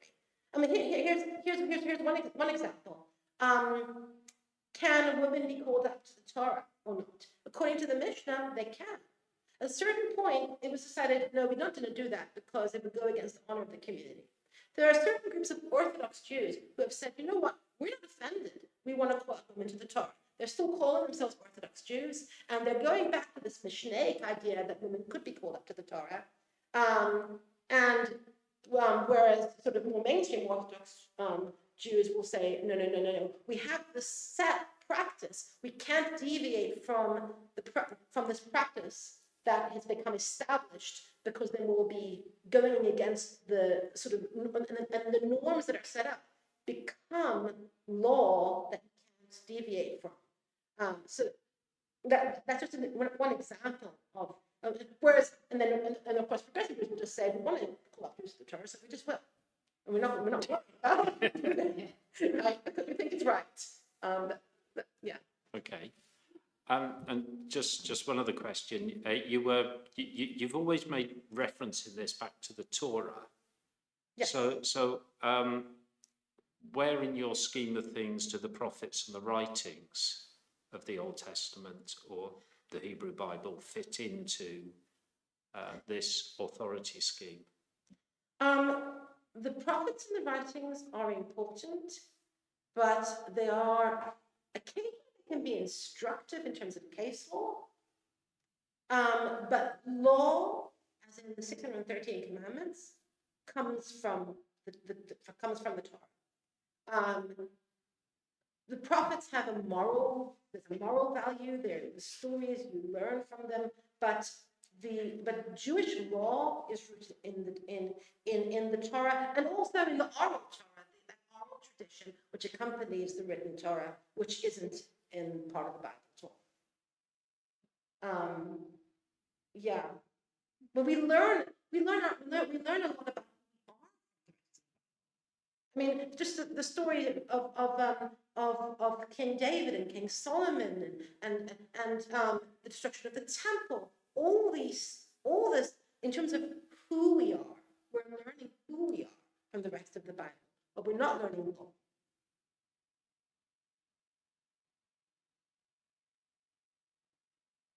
Okay. Anyone else got any other questions? Fascinating. Thank you. Can I just make a comment about similarities? Because you described how you observe the Sabbath. I was brought up as a primitive Methodist, and on a Sunday we got dressed to go to church, and then we took our church clothes off and we came in and we sat in our underclothes for the rest of the day, with the Sunday meal being prepared the day before. So it was ready to eat, Of course. So, and we were only allowed to read a book. We weren't allowed to play. My sister and I mean, I used to hit her, but that's not play. That sounds very ascetic. There are some But ascetic very similarities. There have been ascetic traditions within Judaism. Generally, they've been frowned on. Yeah. There's a story about a man who dies and comes up to heaven, and he's asked, "Why have you not enjoyed this world? You're meant to have fun. So you're meant to be happy. You're meant to enjoy yourself." We don't really go for asceticism. That's a big difference. But in terms of preparing in advance, that's in common. So, but there's a big difference there in terms of pleasure is good. You just have to do it within the rules. I wish you'd have told my parents. And which is why you're meant to get married. You're not meant to be celibate. You're meant to enjoy life and live, but do it in a holy way. But there is fasting. Yes. And I mean, it's all about balance, right? So you've got a tradition which allows you to experience a full range of human emotions. And there are some times when you need to fast in order to be conscious of things. I mean, just to give one example, there's the fast of Esther, which is before the festival of Purim, which is a minor festival, which is based in not Torah. It's a post exile story, just in Persia. And because Esther and her maidens fasted before she was brave enough to go to the king and try to save her people, it's a really dramatic story. So in sympathy with Esther, we fast, and immediately after the fast, you have a celebration of Purim, and you're eating and drinking and getting up all sorts of stuff. So you often have these and you actually will enjoy the celebration more because you've abstained beforehand. So yes, you have all that going on. And of course, in recent years, that fast of Esther has been then taken and used by women dealing with domestic violence and sort of become a feminist. I mean, you know, these rituals allow us to express different emotions. Sometimes you have to abstain in order to enjoy. It's the same as when you're married. There's sometimes when you can't have sex, sometimes when you can. And you need to have balance. Otherwise, you take everything for granted. That's not. But that's not about punishing yourself. And I'd just like to make the point that that was a great presentation. I think you may have set the bar a bit too high for the rest of us. Because I would still like members to present about their faith or about their worldview. In fairness, I'm going to be sharing this so that other Sacre members in other Sacres can copy this. That's wonderful. Yeah. So if anyone would like to do that before the next meeting, you know, they'd let me know before the next meeting and we can arrange a slot. Otherwise, I'm going to have to take it upon myself to do that. And I don't think you're going to enjoy that as much as we've enjoyed listening to Shira. Okay. Any other business? Have we seen a copy of the letter that's been drafted about the withdrawal of funding for RE teacher training? No, we've asked Shahid to draft something, but I haven't seen what he's done yet. Okay, and obviously we don't want to wait to send it until our meeting in October, so No, so will we email that round as soon as it's received? Yeah, so we do need to chase him up on that, and I will do that.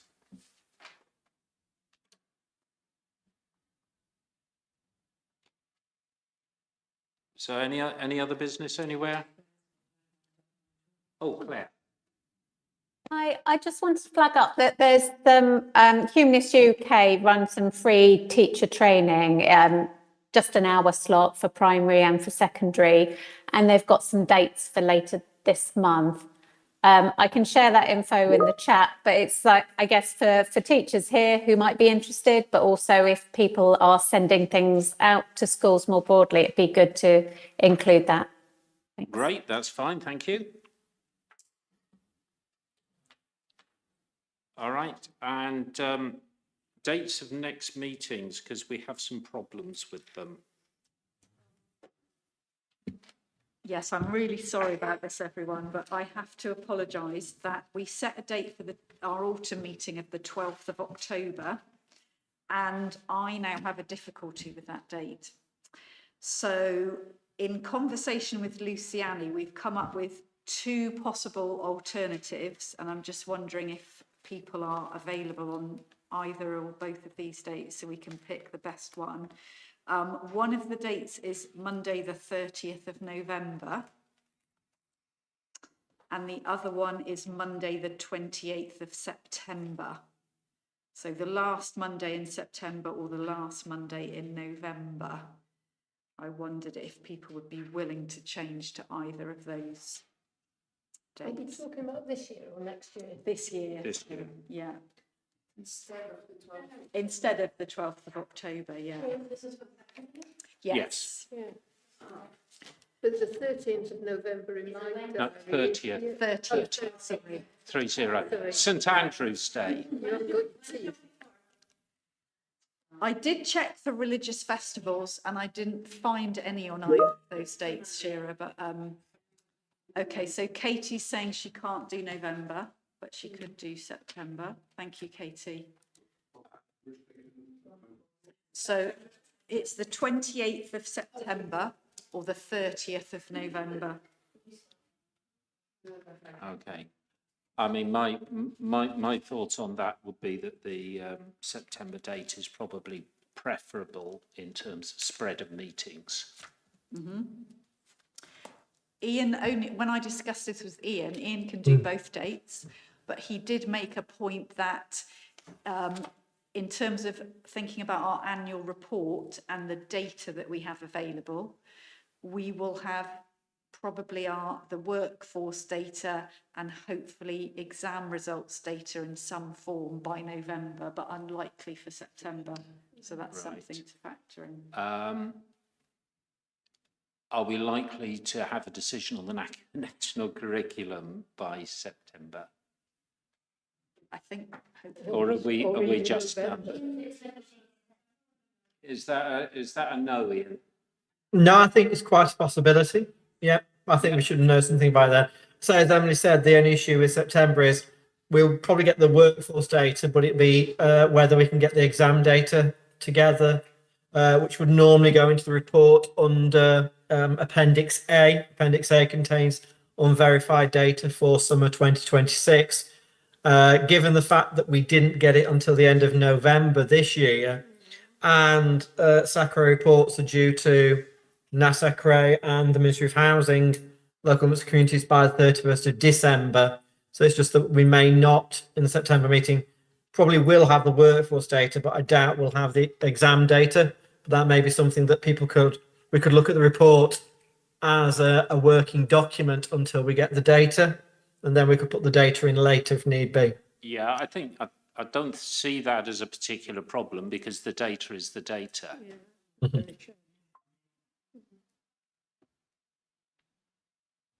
Okay, so just, is the September date acceptable to people? Yeah. Okay, I think we'll go Thank with you the very much, September date. everyone. What September was the what? The 28th. 28th, yeah, Monday, yeah.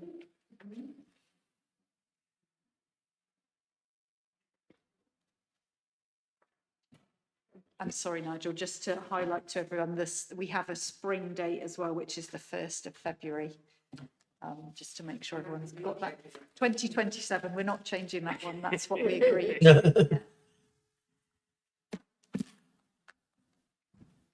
Okay. Well, if no one has anything else to say, we will wrap up now. Okay, thank you very much, everyone, for coming. It's nice to see you, Anthony. Hope we'll see you again.